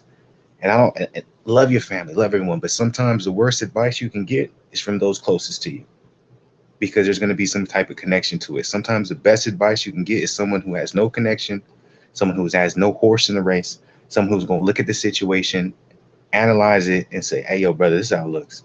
This is what you need to do. So I'm like, one, I want to acknowledge that and say, sometimes when it comes, brothers, when you're in a situation, even if you're young, don't go to your friend. Don't go to your brother. Don't go to your sister. Don't go to your mom. Go to someone who has no stake in it, nothing. Just be like, yo, this is what I'm going through. Even if it feels weird, it's like, man, I'm opening up. And that's the worst part when it comes to men too. Like, men feel like they can't open up. I'm like, sometimes one of the best things you do is open up to a stranger, someone who literally, when they look at you, it's like, I got no bias toward this or this. I'm just literally going to say this is what it is. And that's not only on relationships, it's on business, it's on life, period. Sometimes it's the best thing you can do. But like, I just want to point that out. Like, that's very beneficial. Go into someone, like whether you pay or you don't, like just find someone who has no type of connection, or any type of, horse in the race when it comes to what you're dealing with, and get advice from it, because sometimes that's the best advice you can get, because they're literally telling you what they see from their perspective, and they're not being biased in any type of way. That's a great thing. Also, too, I want to add on to that too is, like, you got to understand, like, when you're dealing with a situation with a woman that you love, with a woman that you've been through, a lot with, obviously, you know what I'm saying, your situation is a lot more than mine, Dub, because you was married to her, etc. In my personal opinion, when it comes to men, like, a lot of people want to say women are emotional creatures. They are much more emotional than men. But when men fall in love with a woman, we love much harder, much harder. much harder, because you have to understand, our love isn't just from an emotional standpoint. It's also from a protector standpoint. It's also from a being a caregiver standpoint. I want to make sure they're good financially. I don't want them ever to be in a position where they're bad. Like, whatever I have to do, I want to take care of them. So it's a lot harder to cut it. So it's like, what I want to tell young brothers is, be very careful who you have that bond with, because if you have that bond with the wrong person, it can ruin you if you're not prepared for it. And I'm saying this from experience. I'm just now, like, this is me being totally transparent. I'm just now, like, I've been broken up with my girl for almost a year and a half, but it's only been 2 weeks since I ain't talked to her, and I ain't gonna talk to her again. But she's put me through hell, because if she ever hit me up and said, yo, I need this, what, I got you. Because it's just a situation where it's like, I want to make sure you good, even if you're not my chick. If you built that way, some ain't built like that. And I could be the nigga you can put out. You a simp, you this, you that. I ain't built that way no more. I But used to be. Same here. But the thing is, like, I don't believe in the simp word, because you can't be a simp if you can't take care of shit. You feel what I'm saying? I'm like, simp is different. Simp is something where you like, oh, can you see me? All that type of shit. No, it's different where it's like, bitch, I don't gotta see you for 2 weeks, but if you hit me and you be like, yo, I need help, I'm gonna take care of you. That's not me. simple. That's being like, yeah, go ahead. No, you keep cooking. I want you No, to what keep I'm it. just saying, I'm like, there's a difference. I'm like, I be feeling like shit be getting tied into with each other because the internet. It's like niggas want to make simping being like, if a chick hits you up and they ask for this, they don't give it to you. Like, that's niggas who just met a woman and they ask you for money. If you doing that, you a simp. You a sucker for sure. But if you've been around a woman for a long period of time and you have feelings for them extra, it's very hard to just allow them to just live a life, especially when you know they're having difficulties living it and not trying to take care of it when you have the opportunity to help them. Man, it's really interesting because I definitely understand what you're saying, and I ain't gonna hold you. I even in and it was different for me. It was different for me just because of the marriage. Then during the separation period, right? Even then, she was still in school, and so it may be a week that Adrien is with her. I'm kicking it with a new friend. You know what I'm saying? We at the crib. This is Saturday morning. She got school. She beating on my door so I can get Adrien, even though it's not my week. Right Sorry, my now, turkey. now, mind you, I'm gonna answer the door. I'm gonna take my son. I'm gonna do that. But Always. but at the same time, I'm doing it for him. First off, that's the first thing. I'm doing it for him. The second thing is I also understand what you're trying to do.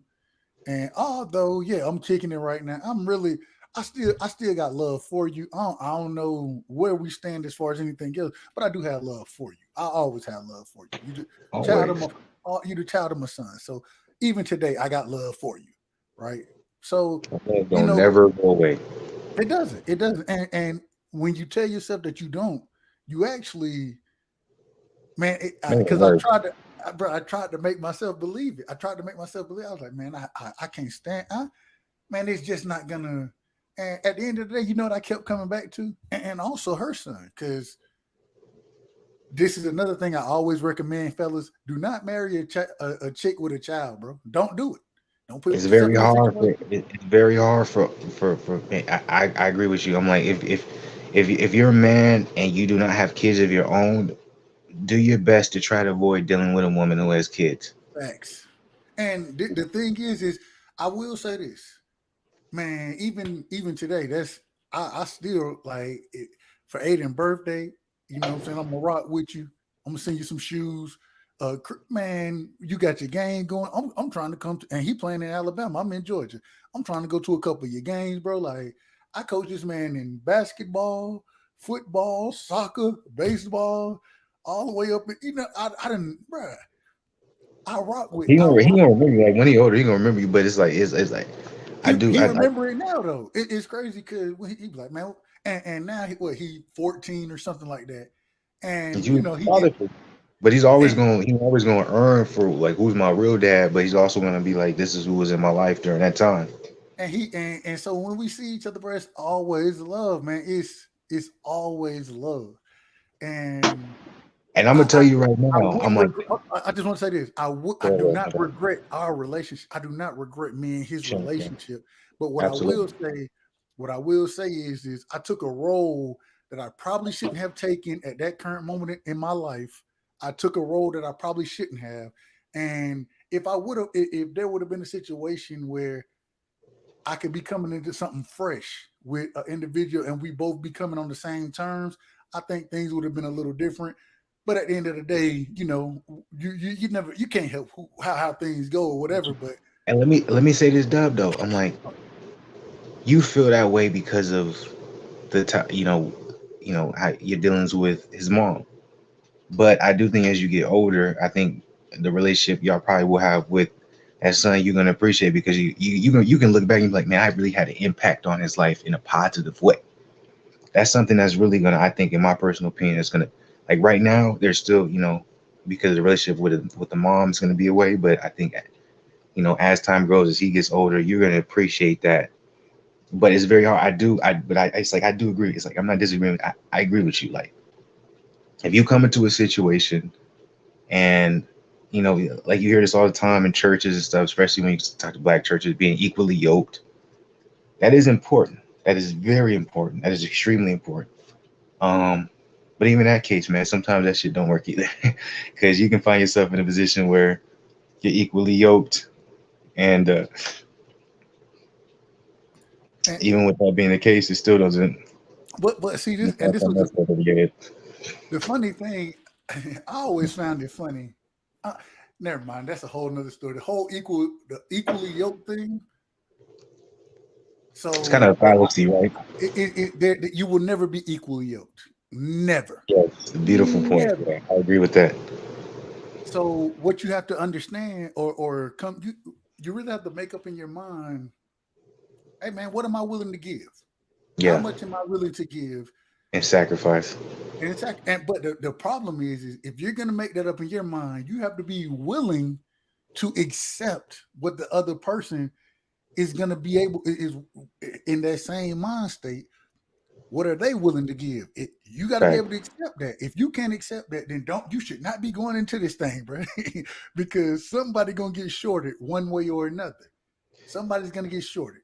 The thing about that though is so tough is like, and this is what I feel like happened to me is. Hold on, I'm only saying somebody gonna get shorted if you don't accept what the other person is saying they're bringing. Then that's what I'm saying. Somebody gonna get shorted.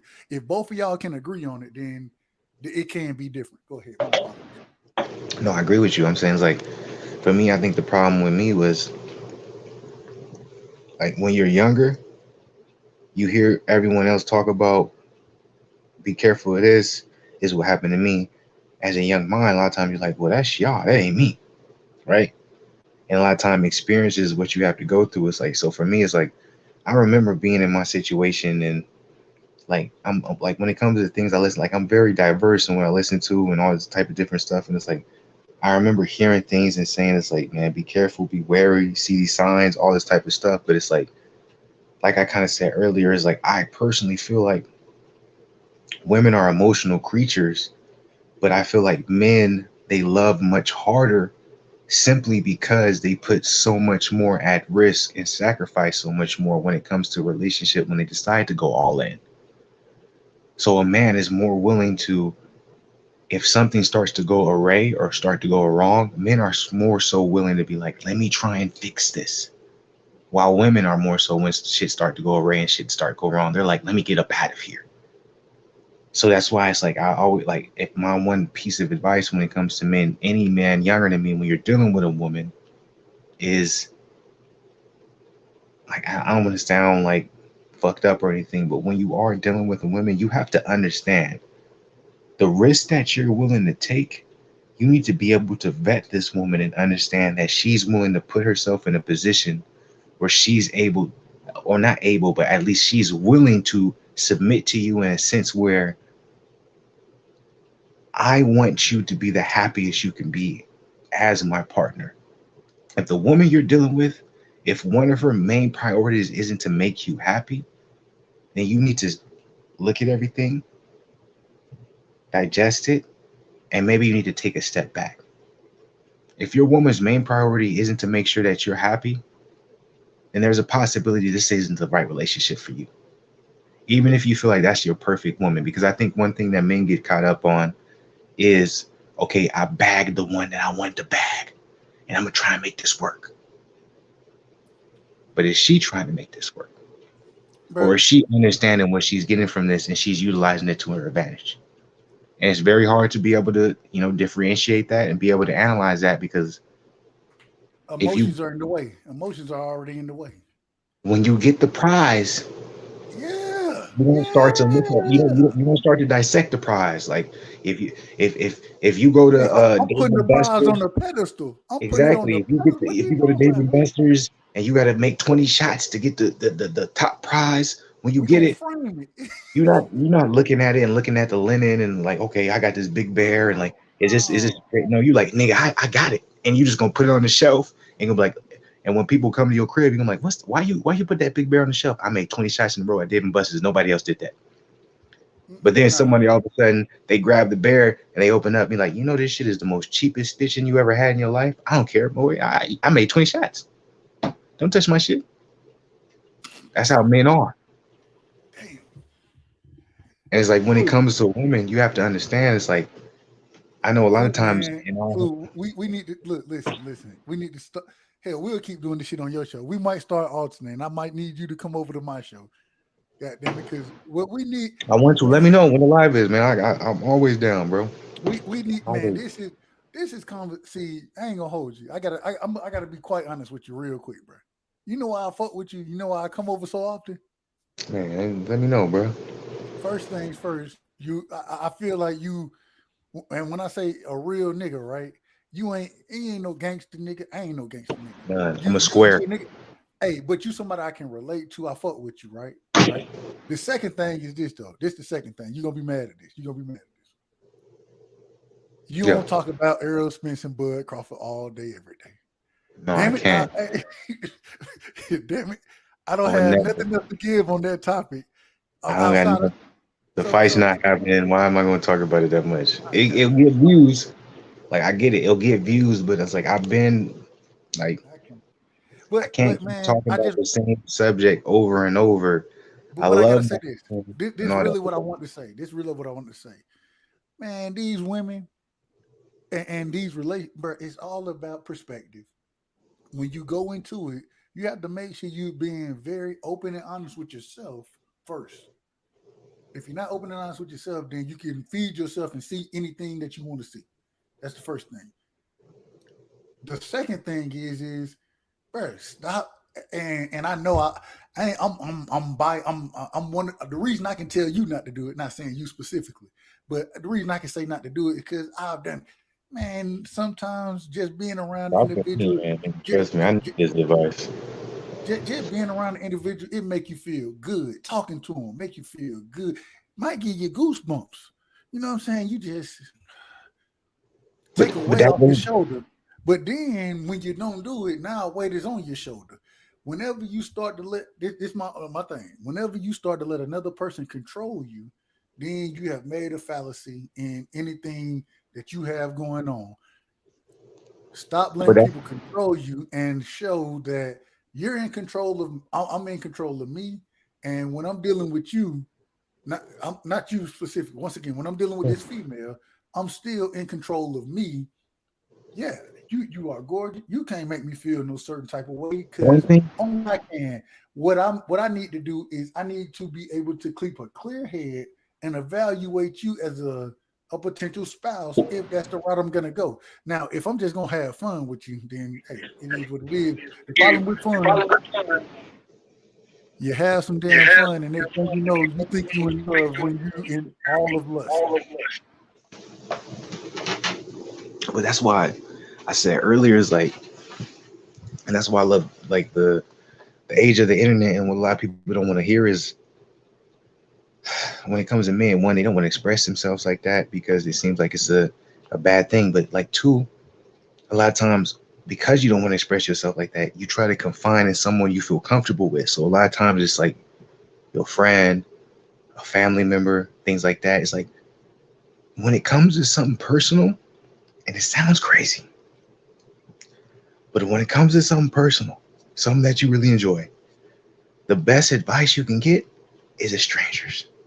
So don't always be like, and that's getting out of your comfort zone. But it's like, don't always go to your mom, your dad, your brother, your cousin, your best friend, because they have some type of connection to what you're going through. So it's like a lot of times it's not going to be an unbiased answer. When you talk to someone who has no connection to what you're going through, they're going to hear it and they're going to say, brother, you need to get out of that shit. But when you go talk to your mom or your cousin, they're going to be like, well, just do your best to try to work it out. Like, try to make it work. It should happen, because they feel like that's what they have to say, because they don't necessarily want to tell you the real, because, you know, that's just how the life works. It's like, this is what should be. But when you talk to a stranger, they'll hear it and they'll be like, I don't know you, I don't know your woman, but it sounds like she don't fuck with you no more, and it sounds like you need to get out of there. So it's like, that's probably like, that's something I wish when I was younger that I did. Like, I feel like I would be levels above where I am, or I wouldn't deal with some of the women that I dealt with when I did deal with them. But when I was younger, rather than seeking the advice from like my older brother and stuff like that, I would have went to a stranger. They would have told me the real, rather when I go to my older brother or something, it's like, they're going to tell you what they think is right based off of what they do, which is a conflict of interest. Like, if you think about when you work with a company, you won't talk to certain people about certain advice because that's a conflict of interest. You won't go to someone who has no merit in it. You gonna hire, like, how many times you see a business hire an advisor or hire someone outside of the company to come in and tell you how the company's going, right? That doesn't know what's going on. But this real quick, you got a echo. Oh, I got an echo. Well, only when I talk. Oh, I didn't mute it. Go ahead. Testing. 1, 2, 3. Testing. 1, 2, 3. Flue, shake your head. Yes, if you can hear me. Appreciate it. Listen, man, I agree with you. Having that outside influence is really important. I think the thing I disagree is why the outside influence is important. My thing is when you take it to your mom, your brother, whoever you take it to, 9 times out of 10, they already in your corner, right? And because they in your corner, you can't unmute yourself. What did you do, bro? You changed something. I can hear myself now. I ain't do nothing, nigga. I ain't touched nothing. This nigga lying like hell. You had it to say because I can hear myself. Bro. I ain't done nothing. I ain't touched nothing. I'm fluent to a bug. I ain't touched nothing. Nah, bro. What you got me? What about now? Nah, it's hard. Hold up. I hear everything. Every time I start talking. Let me see if I remove. Let me remove you from the stream, and I'll bring you back in. Let me see. Shit. You bullshit. Yeah, nah, it's still fucked up. I ain't done nothing this whole time. I swear to God, I've been sitting here like I'm fluent, like I ain't touched nothing. I swear you ain't did nothing. I swear, bro. Bro, Oh God.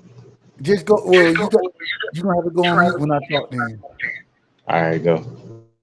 Only reason because I can't hear myself, and shit. I don't even remember what the fuck I was talking. Man, go. You go ahead. Bring the next time. Man, we still gotta. Hold on. Mute yourself.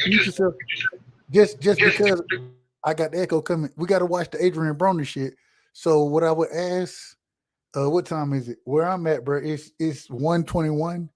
So I need to take my old ass to sleep in a minute, but I still want to catch some of those. Damn well we ain't go watch the AB shit. That shit 2 hours, nigga. We was supposed to watch the AB. We had our own Fresh and Fit after hours, nigga, and that's why I fuck with it.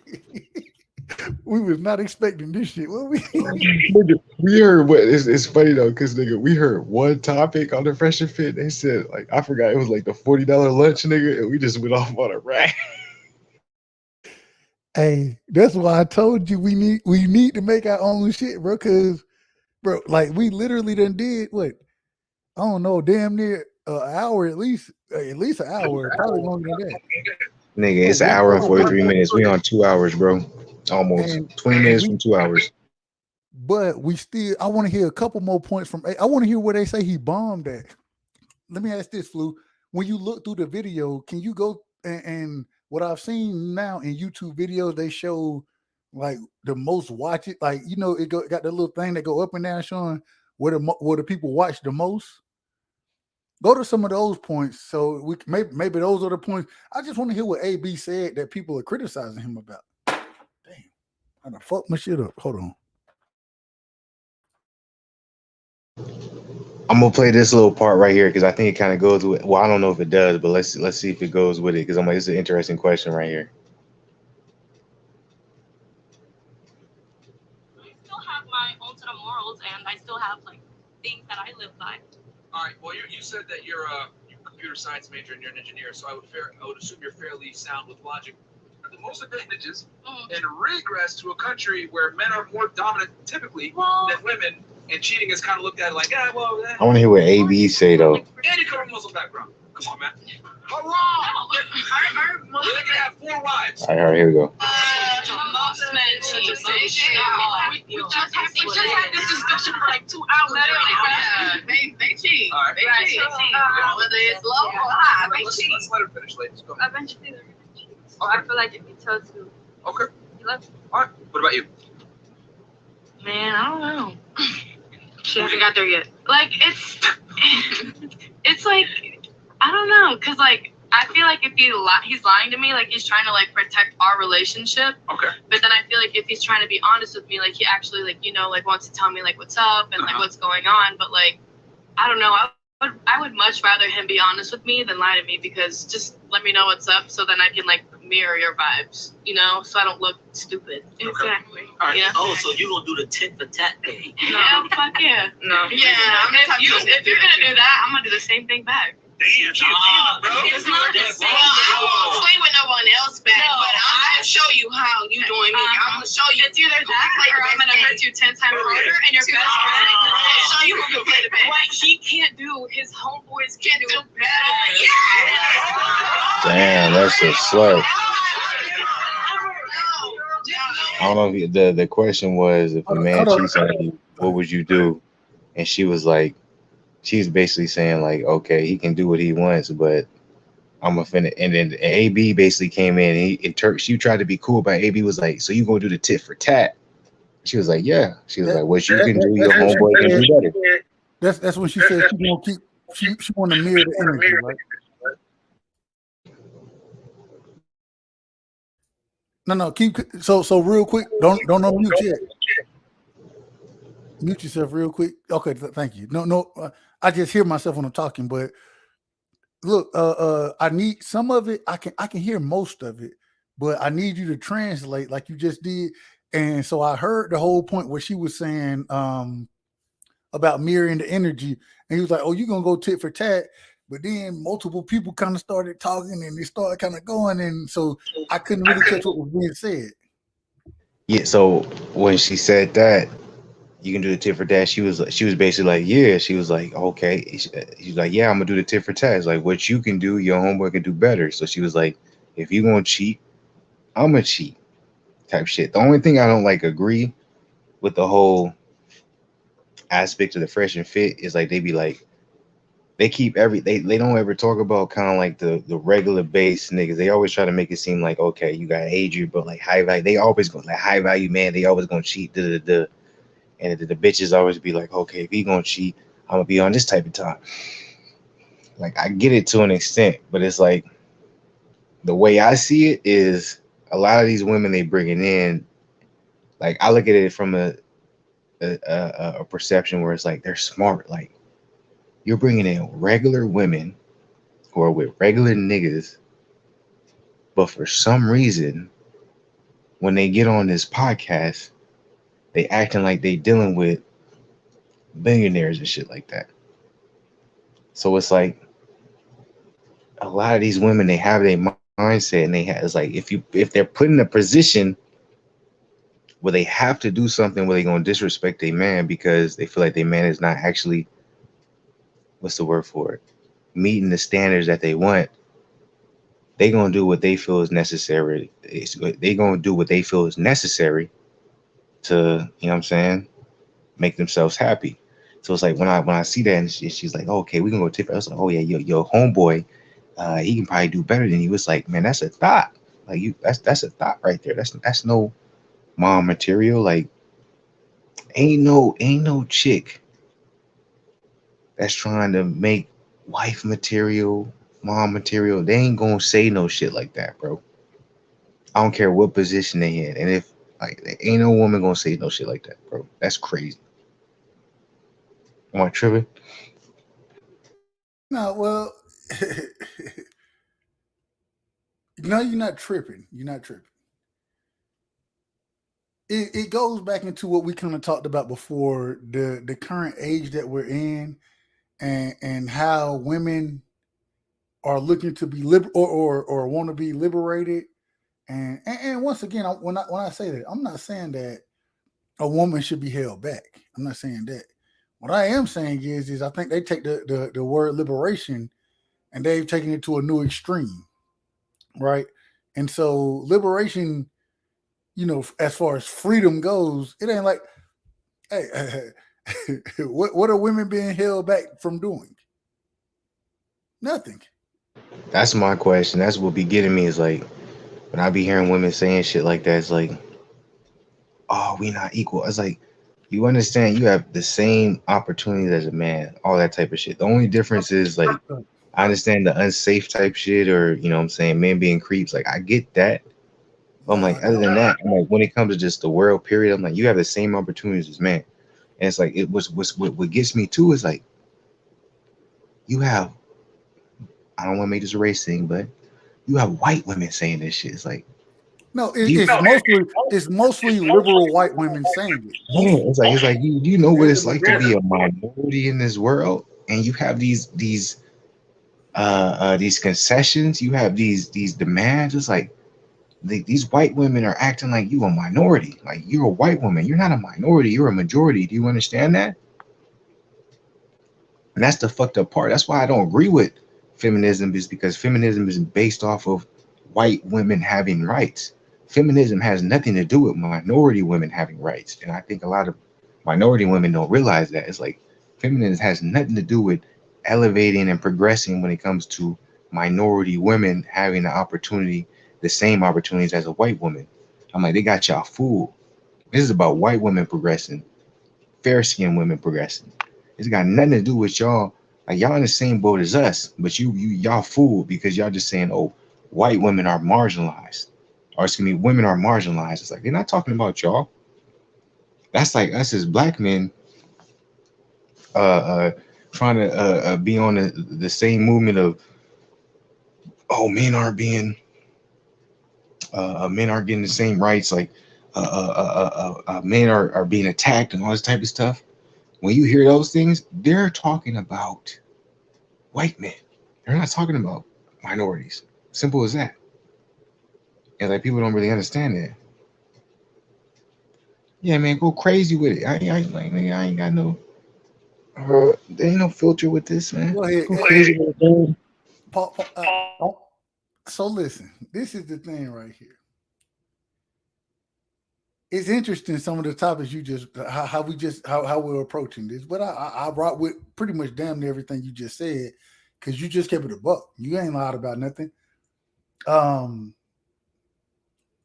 do I want to do this? So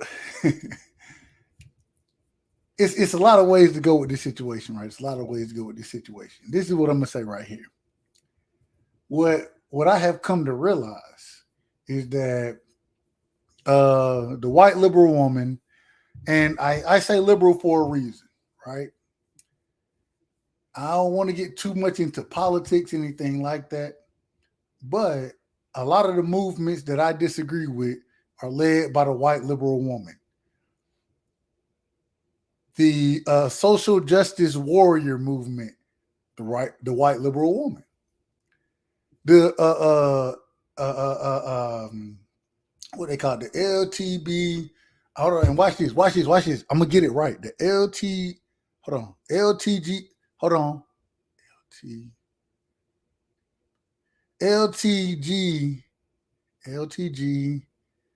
QIA, because they added intersexual and asexual to that acronym. What's the L? I don't know, man. I ain't trying to be. Anyways, this is led by the white liberal woman, right?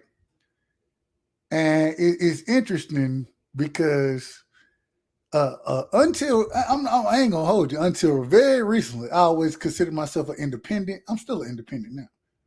Still independent. I've always agreed with the liberal side of things, right?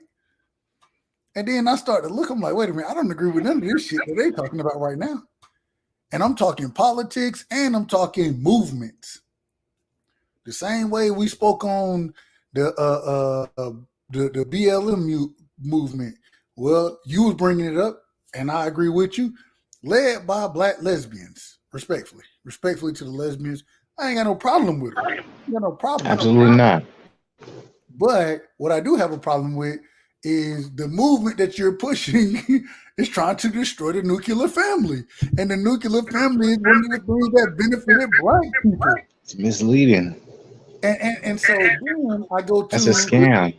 Hold on. Then I go to the liberal white woman, right?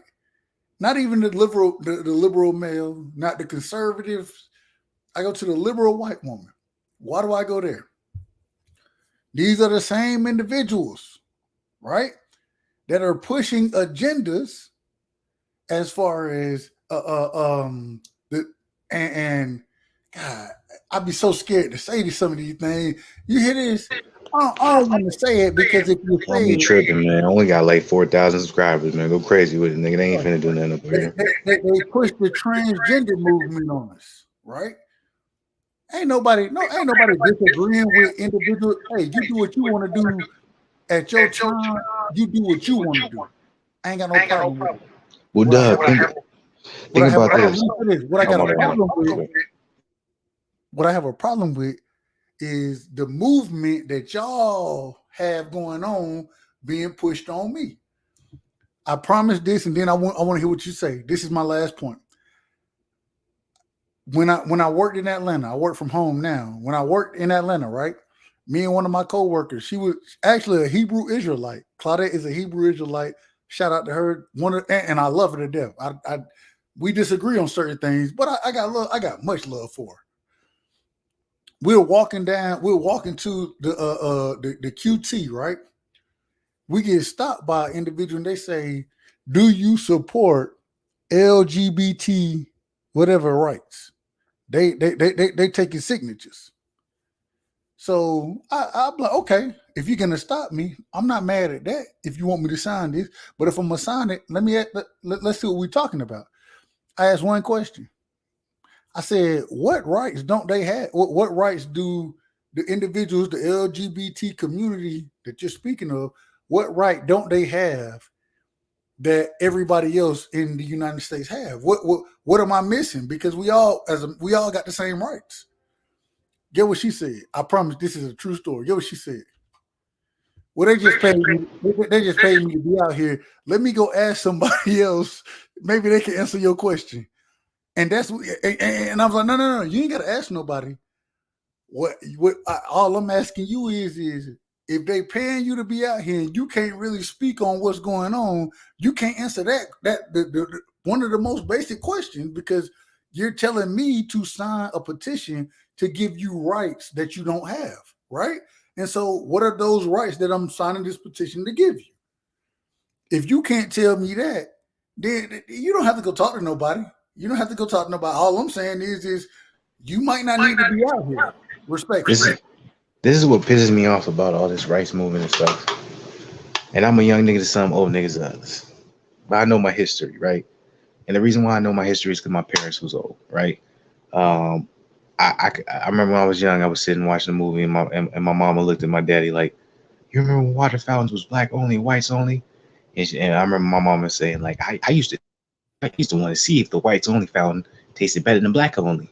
Did you ever do that? And my daddy would be like, "Cause you as a black man, no, I ain't never did that. I ain't gonna put myself in that." But like that's how old my parents were. So it's like, so for me, it's like when I see this shit, and I'm like, I'm not saying that that community, they go through things and like that, but when they try to compare to the struggle and to what black people went through, and it's like, I'm not that type of person. Like, it's like, I'm not big on the whole reparations or racism or like gotta remember, but it's like you can't erase history, right? And for you to all of a sudden to make it seem like there's a certain history that happened and it wasn't as detrimental, and it wasn't so hard to overcome, and it was in the same sense of what's going on now when it comes to that particular group, it's disrespectful, and it just shows me that we're in a world and we're in a time now where, unfortunately, that what we're doing now or whatever's happening now, it's not going to matter. It's like we're in such a what have you done for me lately now. It's like 5 years from now, no one's going to care what happened 5 years ago. And shit's going to get rampant. It's just going to move so forward, and shit's going to move so quickly where it's going to be at a point where no one's going to care what happened 2-3 years ago. No one's going to care what happened 8 months ago.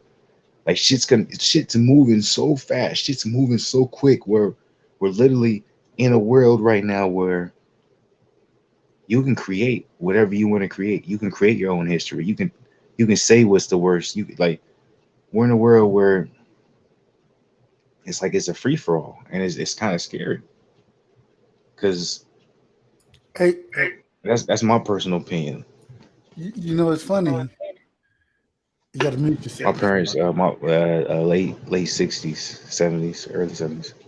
When you were born or now? Now, like my if my dad was still alive, he'd be like, oh, he would be like 70 something. So when you were born, he was 50 something, 40, late Yeah, 40s, late early 40s 40s. going into his 50s. Yeah, yeah. So you got My that. daddy, I always tell people when it comes to my pops, like I never seen him like I never seen him with black hair. He always had gray hair. Bruh, so it makes sense because yo, that's the same time frame as my parents. You know what I'm saying? Yours may be a little more wise than my parents. I will give you that clearly. So, but at the same time, you got to mute yourself when I'm talking because it's gonna fuck you up. So the thing get, all right. Damn, man, I forgot. I was about to bring some to the table. That was powerful. So the thing is, go ahead with the parents being old. No, I went about the parents being old. Let me see. Oh, your parents. What was I gonna ask? I was gonna ask you some shit, bro. God damn. I ain't got it, bro. I ain't gonna hold you. I done lost it. I lost what I was gonna say. Fuck. Well, I do want to add this. So because it's Friday, so it's like I'm like, but I'm like I feel like this has been a good. I didn't expect this live to go this way. Like we didn't watch. Anyone was gonna come on here after. And they gonna come on here and talk, thinking they looking at goddamn AB. They gonna hear our black ass talk. Hey, they gonna get her. Look. Hold on, get what's gonna happen, Flu. Get what's gonna happen. They gonna get some fat on their brain, bro. They gonna grow in knowledge. They gonna be able to listen to something that they probably 9 times out of 10, especially black folks, black men, respectfully, they gonna be able to listen to some of the shit we said and possibly, hopefully, learn and grow from it. So this shit been very successful, in my opinion. I'm hoping, man. I want the young motherfuckers, man, like just to be like focused as a young black man, man. I'm telling you, man. Like I feel like there's been a switch, right? Me personally, with the parents I had me coming up, like there's a big emphasis on find the one you loved, have a family, etc., and be willing to sacrifice.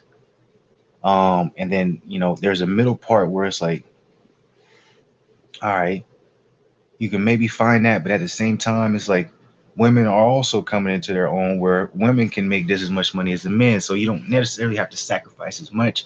Women are realizing that. Like I'm telling men right now, it's like, don't be so quick to succumb to wanting to have a family. I'm not saying don't create life. I'm like, do that. That is important, but just make sure who you decide to do that with is the right person. Because if you're not willing to vet that, it can ruin your life as a regular nigga. I'm not talking about you niggas who are watching these 1 million subscriber podcasts because that's what you're drawn to. And when they tell you that everyone can be a high value man, that's what you can be. That's not realistic. A lot of y'all gonna be regular niggas. Oh, it is realistic. Real quick, Flu. It is realistic. This is the thing. Hold on. It's not gonna be realistic at 21. It's gonna be for you to you'll be a high value man at 37. At talk 42. About that's the realistic. Yes. And the reason I say it is because I know where I've grown from. I want to, and I got two points. I want to cook on 2 points real quickly. First thing, I got a question for you. Want your response to this? And but before you respond, I want you to let me get through my whole point. Cool. So, me and you, I think, when I talk to you, when I listen to you, I see a lot of myself in you, respectfully. You know what I'm saying? Simply off of where I've came from, I think you're ahead of me at the age you are now. I think you're ahead of me than where I was at that time, right? But this is the thing. I still think that you got lucky though. I almost got trapped by a crazy bitch. I'm telling you that right now. It happened to the best of us. And that crazy bitch, I still think of her every day. I still tell myself I love that Exactly. bitch. Hey, That's the hey, day hey, for her. hey, that's why I'm talking to your country ass right now. 'Cause it happened to the best of us, respectfully. I got love for you. And like I say, I see a lot of myself in you, bro. Like a lot of it. That's the truth. So now this is the second thing right here. This is the second thing right here. I want to hear your thoughts on this, Flu. And I don't know. I don't know if you've had these opportunities. I fuck with, and I ain't gonna hold you. I'm gonna be very straightforward with what I'm about to say. So for the longest time, my son's mother is a black female, right? I'm at this current moment in life. I don't deal with black females anymore. Respectfully. This is the reason why, and I don't. It's not black females. Let me rephrase that. It's not black. I don't deal with American females anymore, and this is the reason why. In America, as we've been talking about, that the nuclear household has damn near been thrown out the window, right? You know what the problem is? I can go. I'm pretty sure I can find me other individuals who still hold to those values, right? Now, I'm not going to say they ain't got no body count. I'm not going to say that. But what I will say is that they hold to those values and they are looking for stability and to perpetuate those values. The majority of the time when I see them, it ends up being individuals in Latin America. Not saying any certain country or anything like it, just saying from what I've seen so far. These individuals who want to uphold those traditional values that I'm looking for, right? And so, question for you is first things first, have you dealt with those individuals outside of America? And then the second thing is do you think that America is an outlier as far as the women go and how or what they expect and how they react to things? So no, I haven't dealt with anyone outside America. If you want to be 100, I hear where you're coming from. I have not given up. I haven't given up yet. Right? It may come, but I have not given up yet. Especially where I'm at. Like I said, like I'm in Memphis, guys. So um, Memphis is different when it comes to the women, man. There's a lot of like bitches here. It's crazy. But I have went. I got family in Atlanta. I met some. Atlanta is killing Memphis. Atlanta is killing Memphis. I've met some amazing black women in Atlanta, and I wish I stayed in Atlanta, but unfortunately, I make my money in Memphis, so I can't move in Atlanta. But at the same time, like I still talk to women, like even right now, like I'm gonna be honest, I'm gonna be transparent. Like I don't even think it comes down to race. Like I talk I talk to a white woman, and like even right now, she just called me. She's like I'm gonna have to like a woman is a woman. You're always gonna No, have to that's deal not with true. No, women's that's not problems true. when you're talking to them. It is a woman is always going to be if you present a sense of value to a woman, at the end of the day, it's going to come down to you as a man to how serious you are when it comes to the relationship. The thing about it is when you're dealing with a black woman, especially a black woman that's scorned or has been through things, they will try to extradite or expedite what doesn't need to be when it comes to the relationship. What I mean by that is they're going to try to lock you up quicker than necessary because they understand how good of a nigga you is, I and you got can caught never like understand the long term of it. I So got caught you like have. So that's my point. You have to be very careful. That's why I tell you have to be very careful. A woman that is very quick to try to lock you down, you need to be wary of that because no woman should be locking you down. You should be locking the woman down. So what I mean by that is, if a woman is telling you, "I want to see you," why aren't you coming through? They're being very needy. Don't don't feel a type of way if you don't text them back. Don't feel a type of way if you don't even talk to them for a day. They're gonna feel hurt, all that stuff.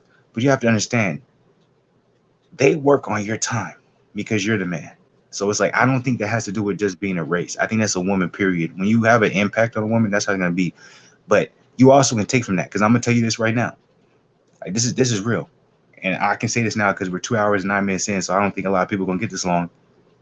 I have a white woman right now calling my phone being mad needy.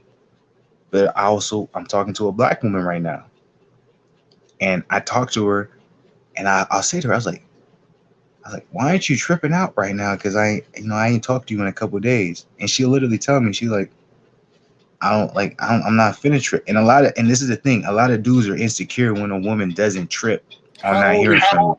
Hold on. She's younger than me. There's a specific trait to her, and there's a reason why she's like this. I'm not gonna put this on live, but don't do it. Yeah, I know, but there's a specific reason to it. But regardless, even with or without it, the thing about men is men get insecure when a woman's not tripping or not wondering where you are. That's the problem that we have as men. That's not true. I'm talking about younger. When you're younger, if a woman's not, if you don't hit a woman back or something like that, you don't talk to her from it, and then the woman's not tripping, you can be like, what are you doing? Why don't you trip? I'm not saying that's not every man, but a lot of times you feel like a woman should be clingy. Yeah. No, you do not want a clingy woman. That's the last thing. You don't want that. That is the last thing that you want, because that's going to be a headache in the long run. You want a woman who's confident enough in themselves to be like, if I tell you, hey, I'm not texting you. The reason why I didn't text you back for a couple hours has nothing to do with me dealing with anybody else. It's like, I'm working, or I don't feel like texting, or hey, I just forgot. So I want to cook on this. I love this. Mute yourself, respectfully, because I hear myself.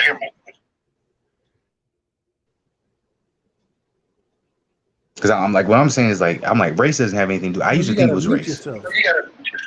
Oh, my bad. Go ahead. Because I'm trying. All right. So this is the thing. We agree. I'm not looking for the clingy. Matter of fact, the clingy one is the one that's gonna run me off. And I promise. I want to give this example real quick. You know the one? I don't know how your whole. I had one individual in my life, right?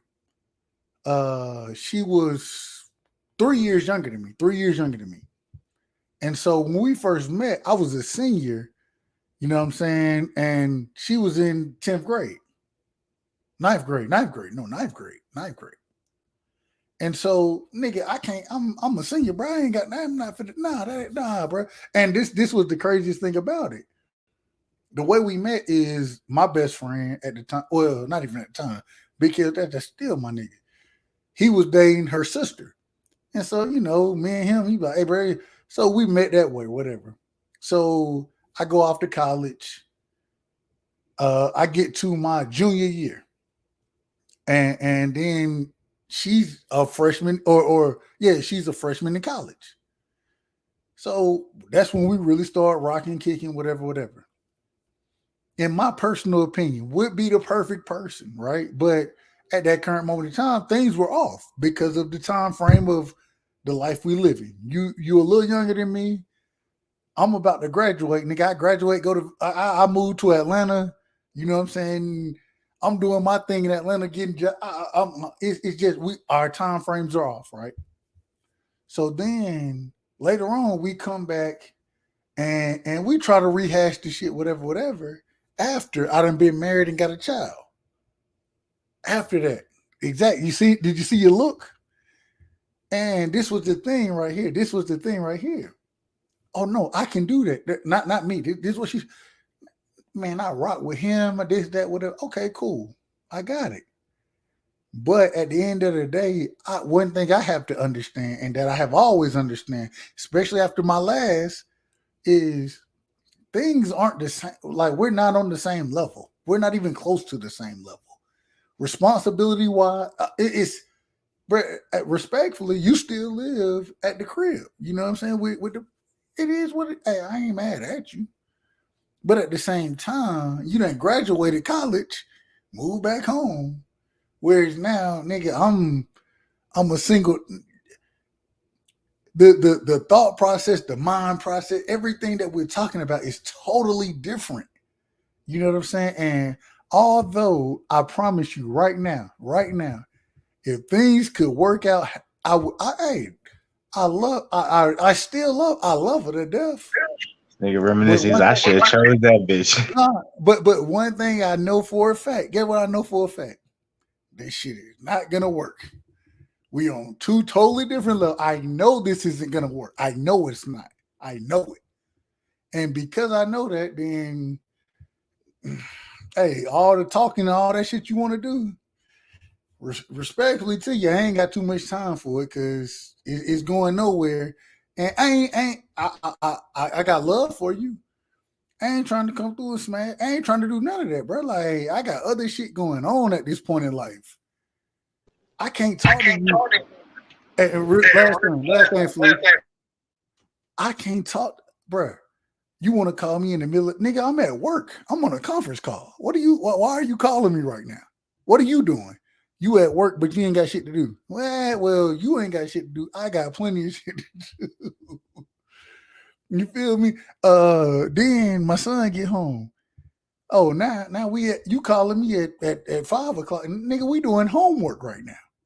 We doing homework. We respectfully, we not vibing on the same level. Your time ain't my time. And then when you call me, and it's crazy, I get on here and talk to you, right? You talking about shit I want to talk about. Nigga, you call me. I don't want to talk about none of the TV shows. I don't want to talk about this shit, bro. Like, I'm not trying to hear none of this shit.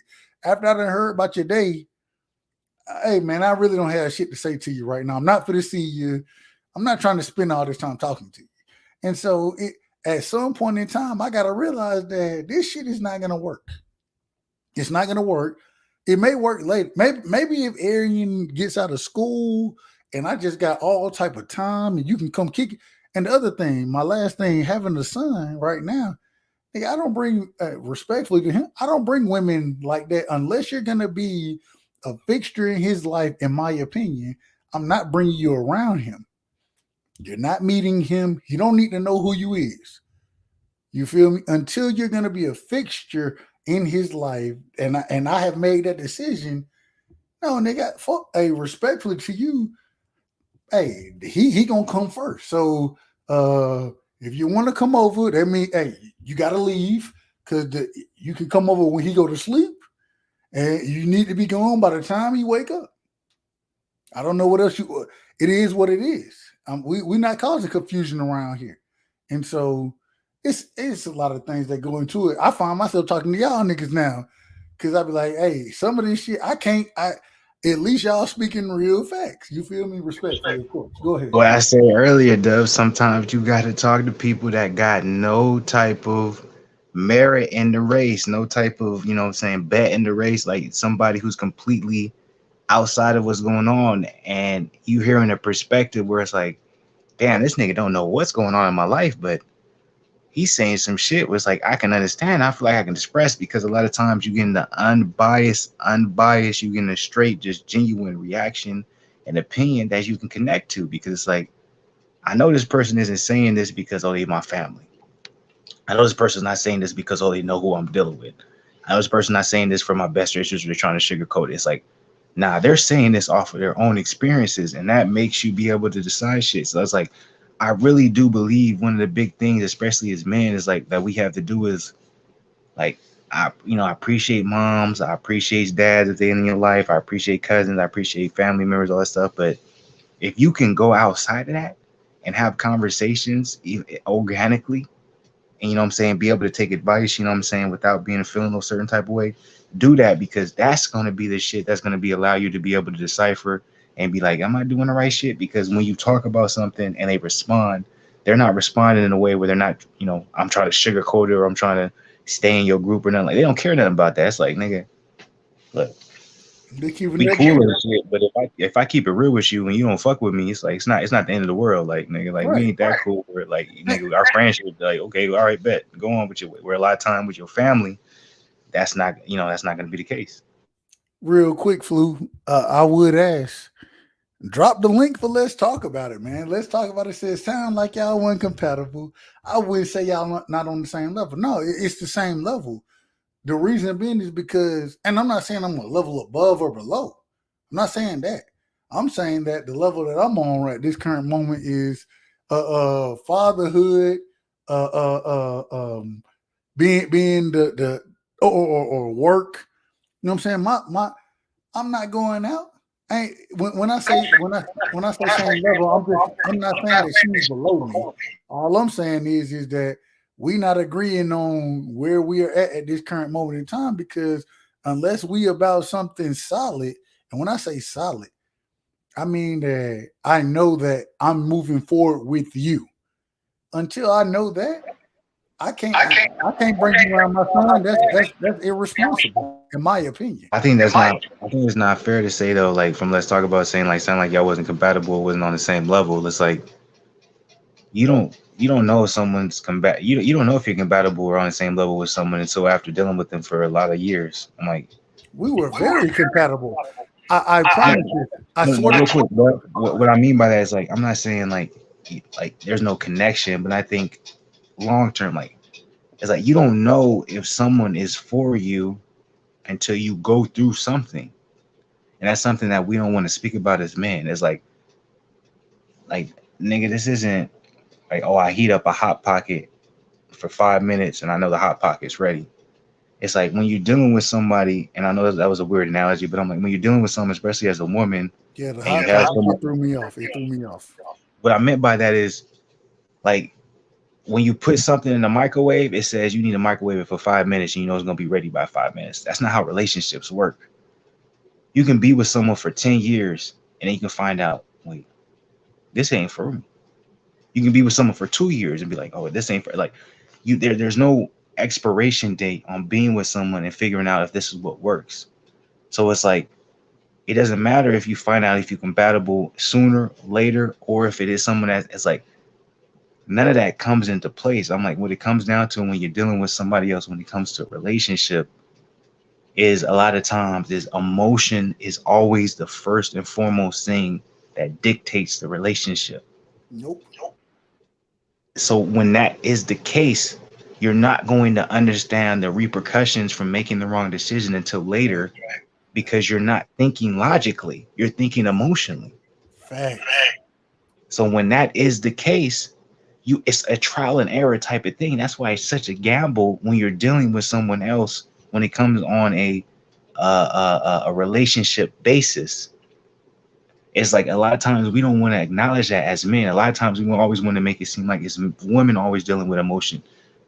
When you get into a relationship with someone or you decide to love someone, have a kid, whatever the case may be, it's on both sides. Men are logical thinkers, women are emotional thinkers. But when you're in a relationship with someone, we are both emotional thinkers. And that's what I feel like when I look at the red pill space and all that stuff we don't talk about. It's like when you get into a connection with someone, you get into a relationship with someone, you are both thinking from it as an emotional aspect. Even if men are not necessarily looking, we're more logical creatures and women are more emotional. When you get in a relationship with someone, it's based off emotion from both sides. Because you're physically attracted, then you're emotionally attracted. And then the logic doesn't come in until after I've dealt with this person for this amount of time, and now all of a sudden I'm saying, "Oh, I'm not compatible with this person." But what's fucked up is, like I said earlier in this, particular stream or this live, is I truly believe men love harder than women because we invest more in the relationship than a woman does, and we have more to lose. So we're more willing to try and make something work out of nothing than a woman is, and that's when we end up getting fucked. That's my opinion. I'm not disagreeing, and it's interesting. A lot of the things you said, bro. Because I mean, you're right. Yeah. The problem is this in certain situations, and I always say that initial situation, your first situation that you go through, when you end up being more, just man, you head over heels, right? You head over heels, and of course not. I'm saying your first as a grown individual, as a grown person, when you go through that, you learn from it, right? If you don't learn from it and it happens over and over and over, it is on you. It is on you. My thing is now, and hence the reason, hey, got much love for the queen, man, you know, and we don't talk right now. We really don't talk like that, but we'll talk again. I already know what it is. And hopefully, you know, I always say, maybe one day the situation will work out the way I think it should work out. But I've gotten to a point, especially with my son, my thought process is just so different. It's different just because it's not necessarily, I want it to be about me. I want it to be, but it's not. It's about him. One thing I always said is I remember one of the arguments as a child that I had with my mother, right? This is a fact. I had an argument about my stepdad with my mom. I got to fight with my stepdad. Mind you, at the time I'm 13, so he bigger than me, then damn, he ain't fucked me up, nothing like that. He ain't fucked me up, but he was able to pin me down where I wasn't able to do what the fuck I wanted to do, right? And I remember it. And I'm not trying to put, I don't want, what that did for me and my mom's relationship, it caused a lot of confusion. Why? Because now, whose side are you on in my mind? This is just my mind as a child. Whose side are you on? I don't even know this nigga, bro. Like, I know him. I know him from you knowing him. Whose side are you on? You feel me? Like it causes confusion in my mind at that time. As I got older, I understood better, and I actually ain't gonna hold you. I reached out to my stepdad afterward. This is after I was out of college and everything, and shouted him out, man, because I still remember he was the one who recorded a lot of my basketball game, those type of things. But some of the things that I remember at younger before that time caused a lot of confusion in my mind, right? And so I'm not saying it was right, wrong, and different. None of it. All I'm saying is I don't want to do that.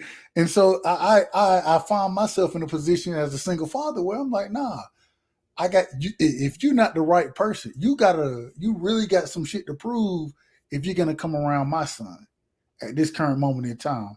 Right, wrong, or indifferent, you got to prove shit to me consistently, right? Consistently. And a lot of that is not going to be anything physical. It's not going to be anything. It's going to be you understanding what I'm going through, what I'm dealing with, what I'm handling as a father. And then you saying, yes, I want to be a part of that. If that's not the route we going, then, hey, it is what it is. I got love for you. You know what I'm saying? We can hang out here, there. If I got that free time, hey, he gonna go with his mom for a week in Thanksgiving, damn near 3 weeks during the summer. We can hang out, but I don't have that confidence to bring you around my son until certain criteria are met, and that's the mindset I'm moving with. Simply because I don't want to cause confusion, and as a father, I want my son to know, bro, you are the number one thing in my life. And until you get out my life, nigga, unfortunately, you stuck with me. Yeah, you stuck with me, nigga. Respectfully, of course. Hey, what's good? Let's talk about. You got something you want to say, nigga? You came in the last and then the motherfucking whole live, nigga. We was going crazy for a whole 2 hours straight. But go ahead, let's talk about what you tell. I know. I just came on here in case I had to say something. You know, I ain't want to type nothing. You know, my phone all messed up. I ain't want to get clowned at night. You know what I mean? You know what I'm saying? No, we ain't not gonna do you like that, bro. You know, man, you always getting on my back. Hey, let's talk about if I didn't, bro, if I didn't respect your opinion, I wouldn't talk shit about it. Matter of fact, if I didn't respect your opinion, what I would say. He might be right. He might. I don't agree, but he might be right, y'all. He might be right. When you hear me say that one, then you know I don't respect nothing you're talking about right then. Right? Giving that political correct answer. When I disagree with you, you be like, okay, he fucking with, all right, we could talk about it then. That's what's up. Nah, I got much to say, man. You know, just enjoying y'all conversation. If I had to jump in real quick. No, what I was saying was about compatibility is this. When you meet somebody, yes, it is emotions. You know, you like how they look or whatever the case may be. But once time goes on, you know if y'all like the same things or y'all don't like the same things. Now, what possibly happens is as you get older or the relationship continues to go, they change. People change. So what y'all interests used to be, not interest, y'all don't have the same interest no more. And that's how people fall out of love. I still love you, but I'm not in love with you. We don't have the same capability. We don't have the same we're not compatible like we used to be. We don't have that same love like we used to be. We just tolerating each other. That's what I meant by compatibility. But I would argue on that. I would argue that there was never really no love in the beginning, period. Because in my personal opinion, I'm like compatibility in my, at least me personally, that's genuine. Something that's genuine doesn't change. You feel what I'm saying? So if I'm somebody who you meet, you know what I'm saying, I'm with a chick, she meets me, like you already know, you know, I like doing I like going to work, I like doing my workouts, and I go live. You know that. You fuck with that. You understand it in the beginning. But if you're talking about later on in our relationship, all of a sudden that becomes a problem. That was a problem in the beginning. You see what I'm saying? So it's like it may not have been shown in the like that. That's where it's like it's hard to vet certain. And I'm not trying to put it on women. It can be, you know, vice versa. But compatibility is something that I feel like doesn't fade, right? If there's certain things that I enjoy and there's certain things that you enjoy, that's probably most likely not going to change, especially if I meet you at a certain age. A lot of times when you meet someone at a certain age, routine is routine. There's not going to be a lot of shift when it comes to that. I think what it comes down to, if there is being a change in how somebody feels about it, it's not necessarily the compatibility changing. I think it's the factor of they never really they never really fucked with it from the beginning. They just did it because it was convenient for them at the time, and they wanted to be with you, and they wanted to see if they could end up liking whatever you liked. They were trying to make a sacrifice, and you hear a lot of time you got to make a sacrifice in relation. I disagree with that. If you have to sacrifice in a relationship, if you have to put up with something that you don't like in a relationship, I don't think it's gonna last. That's my personal opinion. Okay, now what I would say to that, now I disagree with you on that, respectfully, or not respectfully. Like, not joking, but nah, I disagree with you on that because this is what I'm saying. If you meet a girl, right, or you know what I'm saying, or a guy, they stay in the house, or you know me doing what you do, whatever the case may be, all of a sudden now you're starting to go out a lot. Now you starting to still go out a lot. You know what I'm saying? And that's not something that you're interested in. You did when you met her, she wasn't doing that. Or when she met you, you wasn't doing that. You know what I'm saying? You're starting to change, whether it's for the good or the bad. You know what I'm saying? So now your interest is starting to be different. Like, yo, why are you going out so much? Now that's starting to become a rift. Now, if she's going to make a sacrifice, say, you know what, I'm not going to go out a lot, or I don't give a fuck, and I'm going to continue to go out. You see what I'm saying? Now, if she continues to go out, she don't really give a fuck about you. If she make a Don't you think that's sacrifice, a problem? I don't think it's even Hold on, about. hold on. I was using that as an example. Let me say this. That might not be a good example, but I was using that as an example. No, Okay. it is real quick. Though, I'm gonna let you. But I was like in that aspect, like I understand what you're saying. Let's talk about it. But I'm like, I feel like in my personal opinion, if she wasn't going out in the beginning when we first met, and then she starts to go out later, like I think the question needs to be asked is, do I really know this woman? So I asked her, it's like, before you met me, were you going out like that? So if she ends up answering, yes, I was, but then when I met you, I stopped. No, it could have been if You don't really know. for a little bit. She could have went out for a little bit. That's me. That's my echo. But what I'm saying is like if she enjoyed going out every once in a while when I wasn't with her, and then when I'm with her, all of a sudden she's just stops doing it. That means she's suppressing something that's naturally hurt.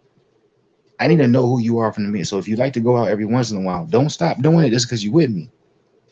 You need to do it while you're with me and see if I'm comfortable with it. But this is the problem, and I agree. I agree with. Let's talk about it in this situation. Although, Flu, what you're saying is facts, right? I don't want you to change for me. I want you to be you, so I can get to know who you are. The problem is what we see in relationships today. We've all seen it. Damn it, the individual that you meet, those the first 3-4 months of that relationship is not the motherfucker that you're in the relationship with, bro. And unfortunately, it goes both ways because we put on airs. We all put on airs. We want to impress individuals. This, that, whatever. Hold on, Flu, hold on. All I'm saying is that what we have to come to, we all have to understand is at the end of the day, the individual that you show me, right? And although even if you putting on airs, and this is why I say this, if you got to put on airs to feel like you got to impress me, because I always say to myself, and this is the older me, not the younger me. This is me today. Nigga, I can impress you. I'm not trying to impress you, because if you're not willing to deal with the shit I got going on, then I ain't trying. It ain't no point of us being there. I got to be honest with you. That comes with an older mindset, right? And so it comes down to us being honest with each other from the beginning. The honeymoon stage has to be day one, if that makes sense. When I say the honeymoon stage, I'm saying it can't. It shit will never be perfect, and so I want to know you for you if we really gonna get into this thing. If we gonna put on airs with each other, that's cool. But understand, there's a game. I mean, there's an end game for both of us, right? Whether is whatever the end game is in your mind or my mind, one of us gonna get there before the other. Once we get there, we're not gonna be interested until we being honest about the situation that we in. Until we being completely honest, and it's very hard to do. Until that, and we'll never know. That's the other problem. You won't know. So somebody probably gonna get hurt. But at the end of the day, be honest, keep your truth. And if you stick to your principles, then you can put an individual and or not even put, you can see if an individual is the individual you should be dealing with. Hence the reason, let's talk about it. When you were saying me and her, hey, go out and hey, I still love her. I love her today, right now. And guess what? This is a true story.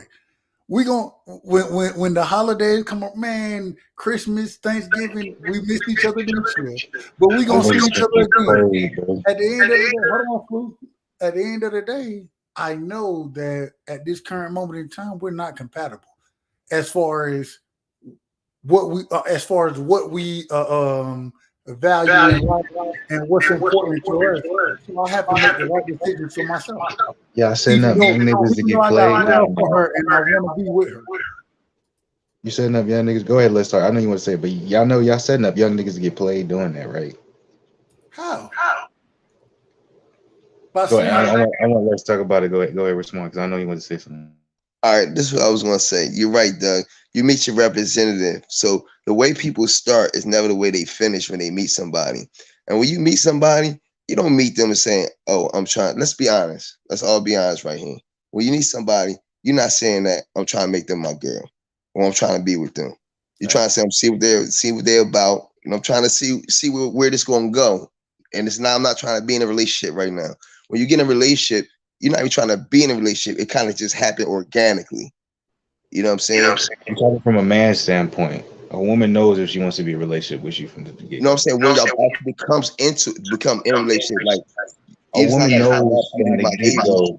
A woman knows as soon as y'all start talking, she knows within probably the first couple of days that she wants to be with you. Hey, can I ask a quick question? One quick question.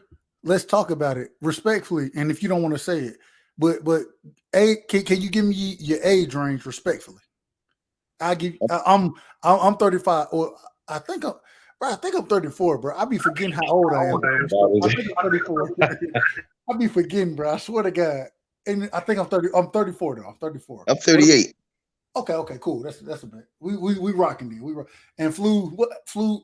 We know Flu the young brother. So all right, so I'm gonna give you an example. When we going out to a club, right? You meet a young lady, boom, looking good, nice, boom, the whole nine, right?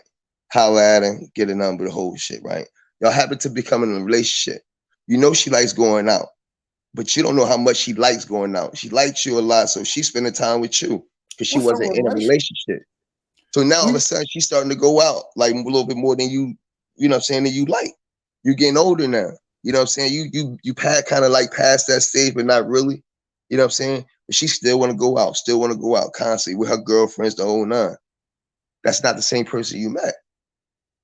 You feel what I'm saying? But it Yeah, I was about to say, you gonna hate me. Let's talk about it because you met her at the club, so you know she likes to be out like that. Go ahead. She'll simmer it down. No, look, even on like, let's talk about I hear where you coming from, but what I'm saying is, yeah, like y'all right, but in a sense, you have to understand at the same time when you initially meet a woman nowadays, they are more prone to tell you who they are in the beginning, on where you met them, how you met them. So I agree with y'all. It's like this. It's like the difference between a woman and a man is a man is more willing to tell you right off the bat, I want to make this work. I want you to be my girl. A woman, because they're a follower, is going to succumb to that to the extent they're going to be like, okay, this man is interested in me, so I'm going to see if this is something I want to actually be in. But this is the problem when you say that, right? I need you to because I can meet somebody. Mute yourself real quick because you got the echo. Oh, mama, let me mute it. I can meet somebody, you feel me? And although I meet them and I'm rocking with them, nigga, I'm not trying to figure out if they the one meet. Nah, nigga.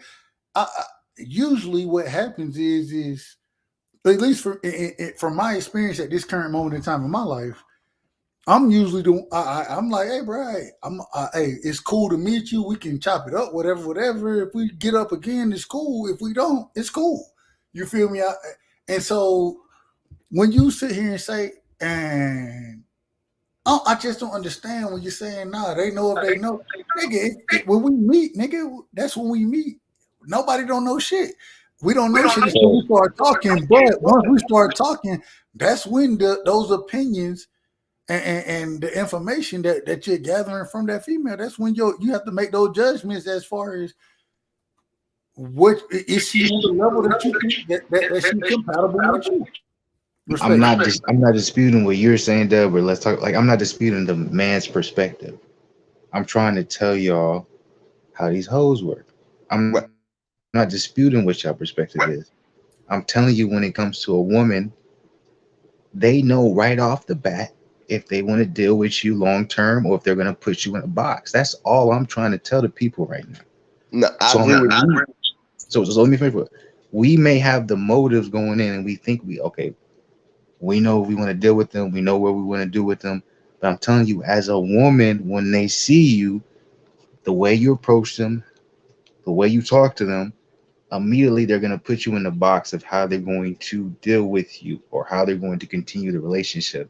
So when we say as a man, she's changing up on us, this is changing the relationship, they're actually not. They showed you from the beginning the type of shit they on. And this goes all the way back to what I'm saying. Even though men don't deal with women emotionally, it's more logically, sometimes we have to tap into the emotional aspect because we have to understand when it comes to how the women is dealing with us, they understand like, oh, this man is trying to get my number. They're trying to court me or they're trying to take me out on a date. So you have to understand women are smart enough to utilize that in their advantage because them being with another man could advance them to be with another. I'm not trying to make men come off as like, okay, I have to be cautious or jaded when I'm dealing with a woman, but you have to understand, who are you talking to? Are you talking to a woman who is actually interested in a relationship, or are you talking to a woman who is interested in the attention? That's all I'm saying. I'm not disagreeing with anything y'all saying when it comes to a man's perspective. Okay. I'm just saying when you're dealing with a woman, she knows right off the bat what box they're going to put you in based off of the interaction they have in the beginning. That's all I'm saying. I agree with you on that part. I think that, I don't know if they know if they want to be with you, but I know they say that they would know if they would have sleep with you right then and there. Not right then and there, but they know if they want to have sex with you within the next 3 or 4 minutes they meet you. Isn't that the same thing, though? Isn't that the same thing? If a woman wants to sleep with you right off the bat, no, that don't necessarily mean that they want to actually be with you for long term or be with you in a relationship. Isn't that the same thing? I'm like, if a woman wants to, if they know if they want to sleep with you off the bat, don't you think they've already somewhat made a decision if they want to be with you on the long run? If they want to sleep with you, no. if a woman wants to sleep with you, if a I'll tell woman you wants to why. sleep with you right off the bat, if she's ready to give them draws up right off the bat, most likely she's not the type that wants to be with you long term.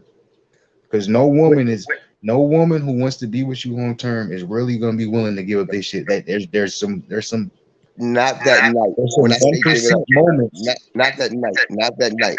When they meet That's my you, point. Like, let me talk to a lot of long term marriages. Be like, hey, did y'all fuck on the first night? I guarantee you that wasn't the case. no, I'm not saying the first night. I'm not saying the first night. I'm saying when they meet you for the first time, they know if they're gonna have sex with you or not. Like you said, they're gonna put you in a box. Oh, I had sex with this person.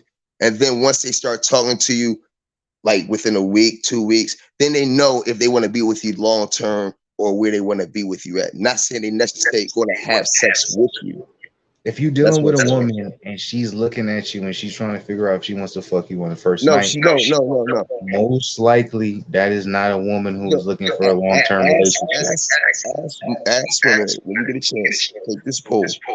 Most women know if they want to sleep with you or not within the first 3 minutes. I agree with that. No, not necessarily. I know that. I know that. What I'm trying to differentiate the two for the young man, because a lot of people confuse to sleep with you wants to be with you. That's all I'm trying to differentiate. I'm saying most, like, you can catch a woman in a situation where she want to fuck you, and nothing ever the same way. Just like a nigga. Like, people get confused. Like, oh, a woman can't fuck without emotions. Like, you tripping. You tripping. Same way with a dude. A dude can fuck a woman and they never think about it again. I'm like, don't confuse the two. Correct. It's not on the same level. So what I'm saying is, yeah, a woman can decide right off the bat if they want to fuck you, but that doesn't mean she want to remember you after it happens.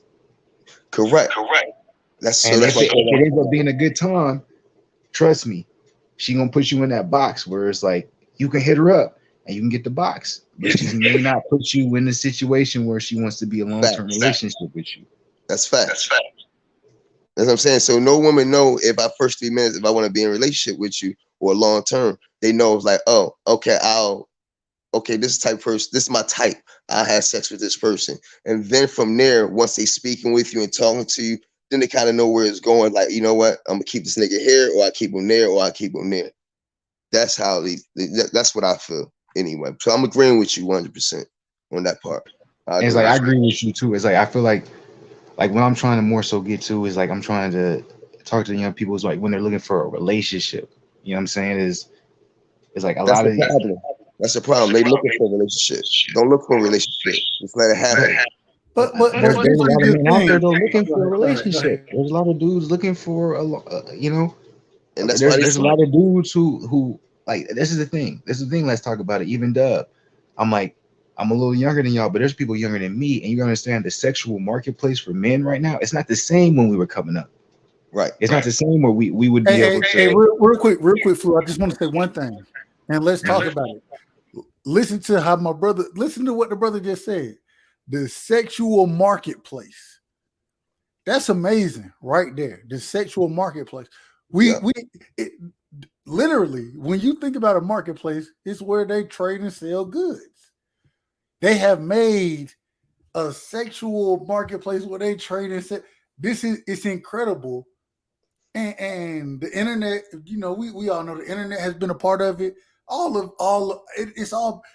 It's incredible what's going on right now with the youth, with hell, even older individuals. Instagram, Tinder, Bumble, like, it's a marketplace now. It's not just talking to women anymore. Like, everything is now a competition. Like, men now know they're competing with something else to get this Like, let me say this real quick. So, and y'all, I hope y'all don't judge me. Well, y'all can judge me however y'all want to. I really don't care. But so I watch it. There's a show. It's called Impractical Jokers, right? Mm-hmm. Niggas out there, cracking jokes, whatever, mean people, or they crack. So they asked this young lady, and they had one of the jokers on right next to her. She answering real questions, right? They say, "How do you meet people now?" What did she say? Well, the apps, the social media, and I'm sitting here like, does anybody? Who goes out? Does anybody? Where's the face-to-face interactions anymore? That's the Where problem, Doug. People That's go the out all problem. the time, but when it comes to meeting someone, like people go out all the time, but like now, like get it like back in the day, you used to be like, hey, let me get your number. Nowadays, be like, I'm not gonna give you my number. That's too personal. Like, I'll give you my Instagram, my I give you my Snapchat. Instagram. Exactly. And it's like you have to understand these women are clout chase. If you come across a woman, well, I tell young niggas this all the time because I'm one of the rare few. Like I still my like I'm blessed enough because of my job. But I'll get the number. I tell niggas all the time. I'm like, if a woman tells you you can have my Instagram, my Snapchat, you lost because they're basically telling you can be a follower, you can get in line like all the rest of the niggas, but you ain't finna be in front line. You ain't finna be there ready to scan and make a purchase. No, you can get in line with all the rest of my followers. So if you go come across a woman that you're interested in, you say, hey, like you're a beautiful woman, like I would love to, conversate with you, maybe take you out or something like that. Can I get your number? And they say, I'm not giving you my number. You can get my Instagram. You lost. If you're a regular nigga, now if you're a nigga with money and stuff like that, it's different. But if you're a regular nigga and they say you can get my Instagram, you took an L because they're basically telling you get in line with everybody else. Listen, I was like the other day, and a boy was talking to a girl. He was like, yo, he was talking to her. He's like, let me get your IG. She's like, here you go. I was like, huh? So that's how they doing it now? They just asking for the IG and not for the number, not. No, and niggas notice because women give out their IG quickly because people think, oh, I got your IG, I can DM you. You don't understand how many DMs that woman has in her IG. She looks at you, she's getting followers on her social media. Like if I'm going out and I'm trying to promote my YouTube, like and so much, I'm gonna follow. It's the same way when you. So it's like I tell men now, I'm like I tell Zen, I'm like if you getting a woman and you interested and they say I'll give you my social media, be like nah, I'm good and move on. Facts. They gonna remember you. Facts. They gonna remember you because you're gonna be one of the rare niggas. And be like, why didn't he want my IG and shit? I would laugh and remember say, me. I would You laugh ain't and gotta say, remember me. Shit, goddamn it. If you trying to give me your IG, what you telling me is that hey, go look and like and nah, nigga, I ain't trying to do none of that. You a follower like everyone else. You in the same place as everyone else. You ain't getting if I can't contact you directly, I check a box already on. I check that box. No, we good. Hey, if I can't contact you directly, no, we good, bro. Like, what are we? I don't even. Hold on, real quick. This is the greatest thing, right? This is what I love about it. I got an IG, right, nigga. I don't get on that motherfucker. I do not get on IG. If I get on IG, get why I get on there to try to holler at some niggas about some boxing shit. I don't fuck with IG. I don't fuck with Snapchat. I don't have none of that shit. And so you can't tell. You can't. I got it too. But the fucked up part is, I got a Twitter, but I look at other shit on Twitter. I don't even look. I look at boxing, the football, and politics on Twitter. So the fucked up part is like men nowadays they don't even understand. It's like niggas, if you do get the bitch's number, they think that's an accomplishment. It's like you understand, like even when a bitch give you a number, they may not even hit you back. So you don't understand. Like when they give you the IG, it's such a setback. Like that's not. It's like I'm still young, but it's like I'll go up to like I don't want it because I'm like it's already late. But it's like there's one thing like I'm proud of. It's like to this day is like men are so scared of rejection. I tell people all the day. What generation are you in, bro? What generation are you in? I'm in like a mid, but remember I told you my parents is old, so for me it's like I got an old mindset. So it's like I'm just asking as far as birth. I'm still a '90s baby. I'm a '90s baby. Like I'm still a '90s baby. Like for me, I'm like generation are you generation X? Are you the millennials? I don't know. I'm kind of like in between. Whereas like I was in that generation where it's like social media was popping, but at the same time it's like I remember when there wasn't no social media. Like I remember from 20. I think millennials from 20 something to 35. So I'm like I'm in the millennials age, but at the same time it's like for me, your mental's not there. Right. Like for me, I can talk. Like I can talk. Like I'm like one of the best sources when it comes to women, still to this day. is going up to women, being confident, and being okay with a woman telling you no. Bro, that's all they can say. You know, it's so funny. I was talking. I don't know who this. I was like, bro, it might have was I over here? I might have been over here with you, Flu. I think I was, and I was like, bro, what's the problem with a female? Excuse me. What's the problem with her saying no, bro? That's all she can. I can go to. I guarantee you, I have talked to more females that are willing to talk to me than not willing to talk to me, right? And I'm like, bro, you gain character from a motherfucker telling you nothing. You know, This ain't my strategy. I've taken it, but I've said like it is very effective. If you're a single dude and you go out, as long as you know you can be very respectful and you're not on no weird shit. You good? If you're trying to get a woman and you're trying to enjoy them and have a good time, you can't talk to one, you can't talk to two. You have to look at it as sales. It's a numbers game. So for me, I go out and I say, hey, if my goal tonight, if like there's sometimes I go out, I want to be to myself, just have a couple of drinks, I don't want to talk to no one. But if I'm going out and I want to talk to women, if you want to have some success, if you're not willing to talk to at least 10 women in that night, unless you that nigga and you got big bread, you're probably not gonna have success. So for me, I put a number. I'll be like, I gotta talk to at least 8 to 10 women. I'll probably at the very least get 4 to 5 numbers. That's how I look at it. It's a numbers game. That's a great ratio. That's a great ratio. If I get 4 to 5, 1 to 2 going at least keep consistent conversation. Exactly. And you move in. Exactly. You get 4 to 5 numbers, maybe 1 to 2 actually give you the consistent conversation. As a man, if you're not okay with rejection, you're going to end up in a position, unfortunately, where you're going to have to settle. And now, which I've been in myself, you're dealing with the toxic woman who's trying to control what's going on and making your life a living hell. You have to be willing to be okay with rejection. You have to be willing to talk to numerous women. You have to be willing to be in a position where you know what I'm saying? You get your ego shattered. But the same women who's going to shatter your ego, you're going to come across some women who's going to build you back up. But that's also a numbers game. But it's very rare, especially nowadays. A lot of men, young men, are willing to do that. You know why? There's a lot of beta males out here. There's a lot of beta males. That's why. Well, you can sit at your crib and you can DM a bitch. Like it's like I don't got to go out. And they think it's the same thing. Hold on. Say that again. Let's talk about it. Say that one more time. I say there's a lot of beta males out here. So and the females trying to be alpha females. So now a lot of times that's going to clash when she gets an alpha male. Niggas don't even know what niggas don't even know what beta and alpha males are in the current generation that we dealing in, bro. They don't even know what that is. That's they don't know what it is. Then they're beta male. Y'all, look, Dub. They're not even leaving their crib, bro. Let's talk. Let's be 100. They're not living. They're not even leaving their crib. It's like they're not even going outside of their crib. They in their crib on their phones talking to the bitches, thinking they doing something. I had an individual argue me down, bro. Argue me down, right? About women's rights. This is a man. And I'm fine. We're gonna Flu. You said we could keep it a buck tonight, right? You said keep it a buck.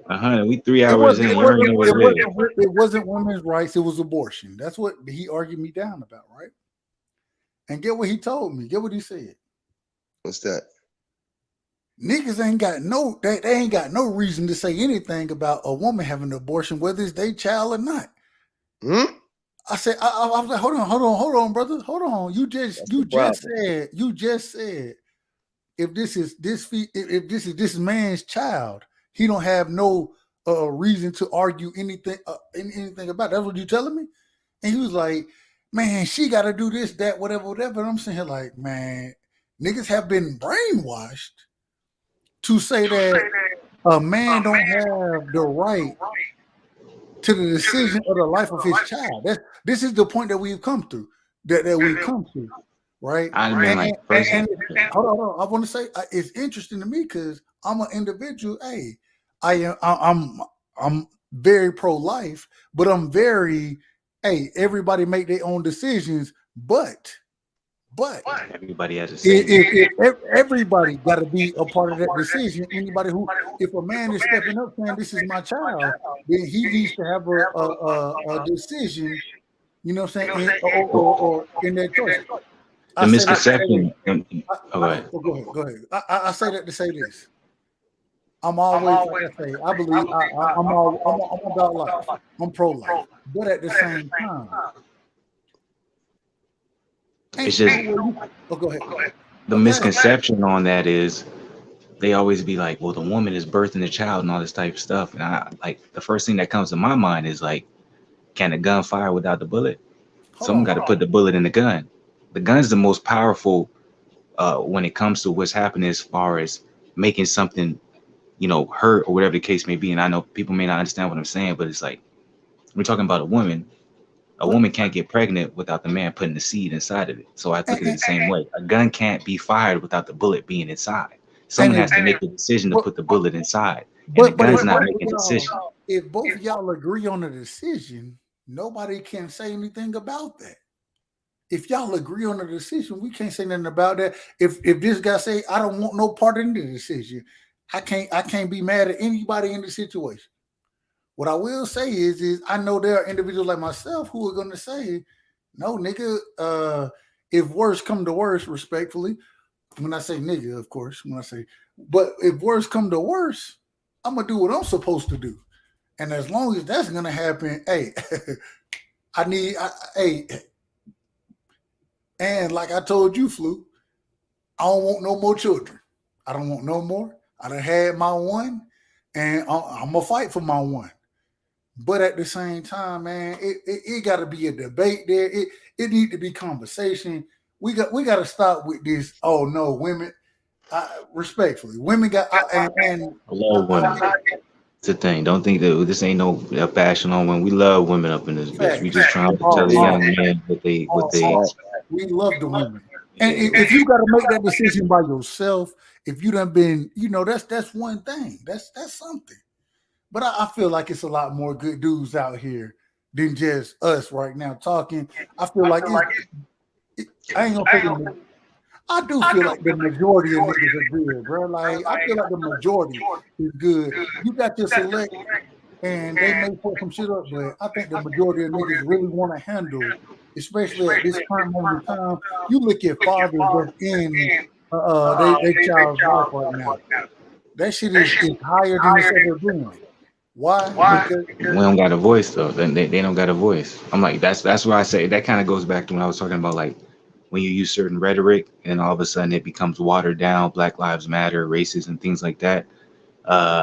What's also been watered down is the minority. When you talk minority, when you say minority over and over, all of a sudden now the minority isn't the minority and we're talking about the majority. Oh, white people are being marginalized. White people, they need to be, we're being pushed to the back. It's the same thing when it comes to this situation when there's a lot of good dads out there, but that's not being talked about because it's being watered down. It's being silenced. Like I like, it's unfortunate, but it's an agenda that's happening. And in my personal opinion on my conspiracy theorist type shit is like, it's a weird dynamic where the more you talk about something, depending on who's talking about it, it's going to be pushed to the back.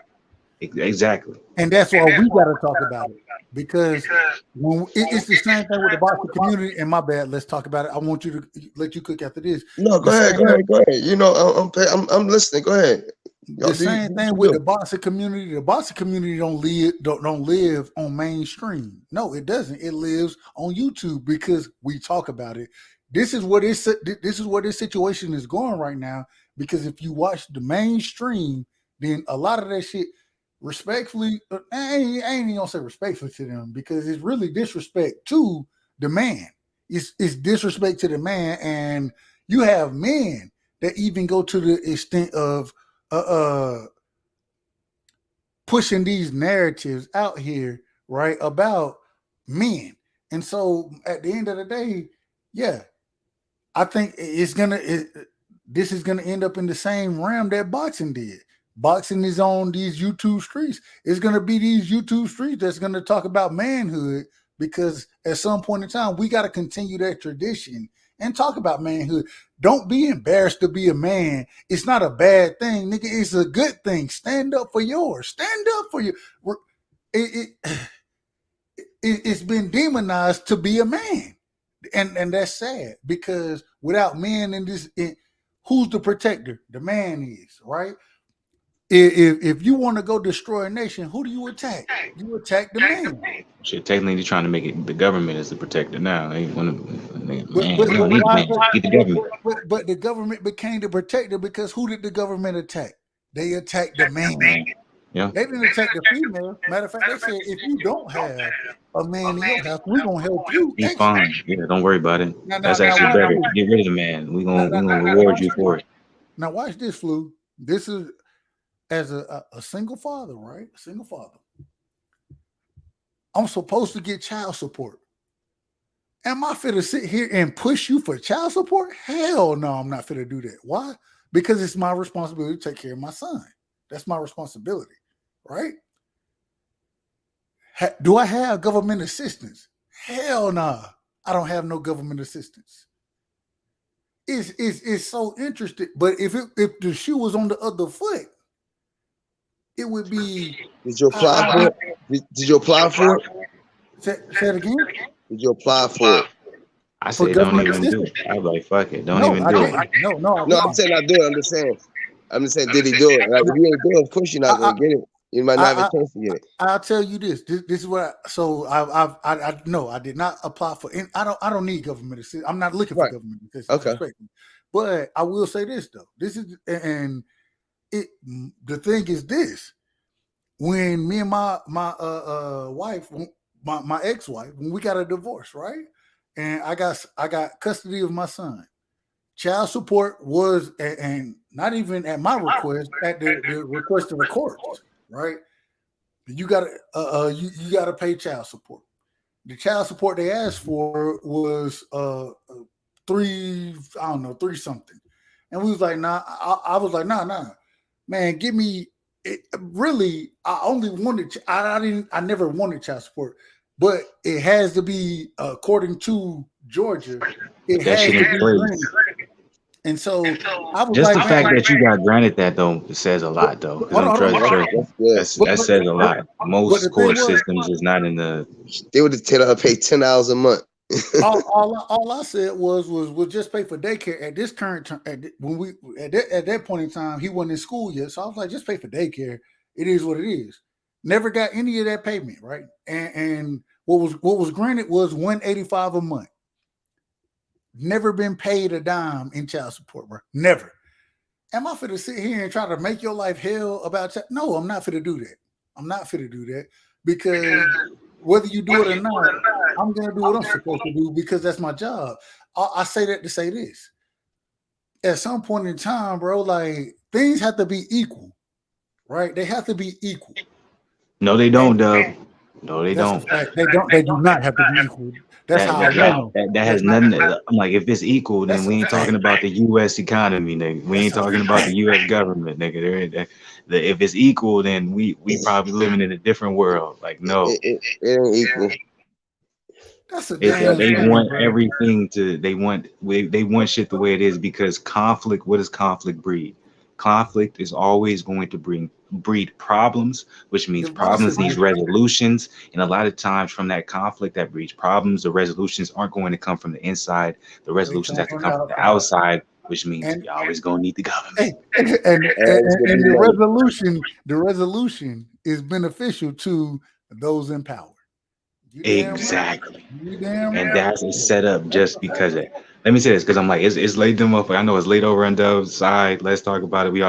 Y'all got last week. This has been a fire. I'm not even like I didn't plan to go, but this has been a fire. I'm like, we had to do it's crazy. It was supposed to be a reaction to the Adrien Broner Fresh and Fit. This nigga said one question. Me and Dove went on a rant, and then we ended up going to this. But last word, let's talk about it. I'm gonna go ahead and let you get off some shit because you ain't said nothing. Go ahead. You want to say anything to people? Nah, I just want to say great topics. You know, I enjoy myself being up here with you fellas. You know what I'm saying? And you know, just waiting for my battle rap tomorrow. UFC fight tomorrow. Wait a minute. Time out. What's that? battle rap. What about it? Hold on. Wait a minute.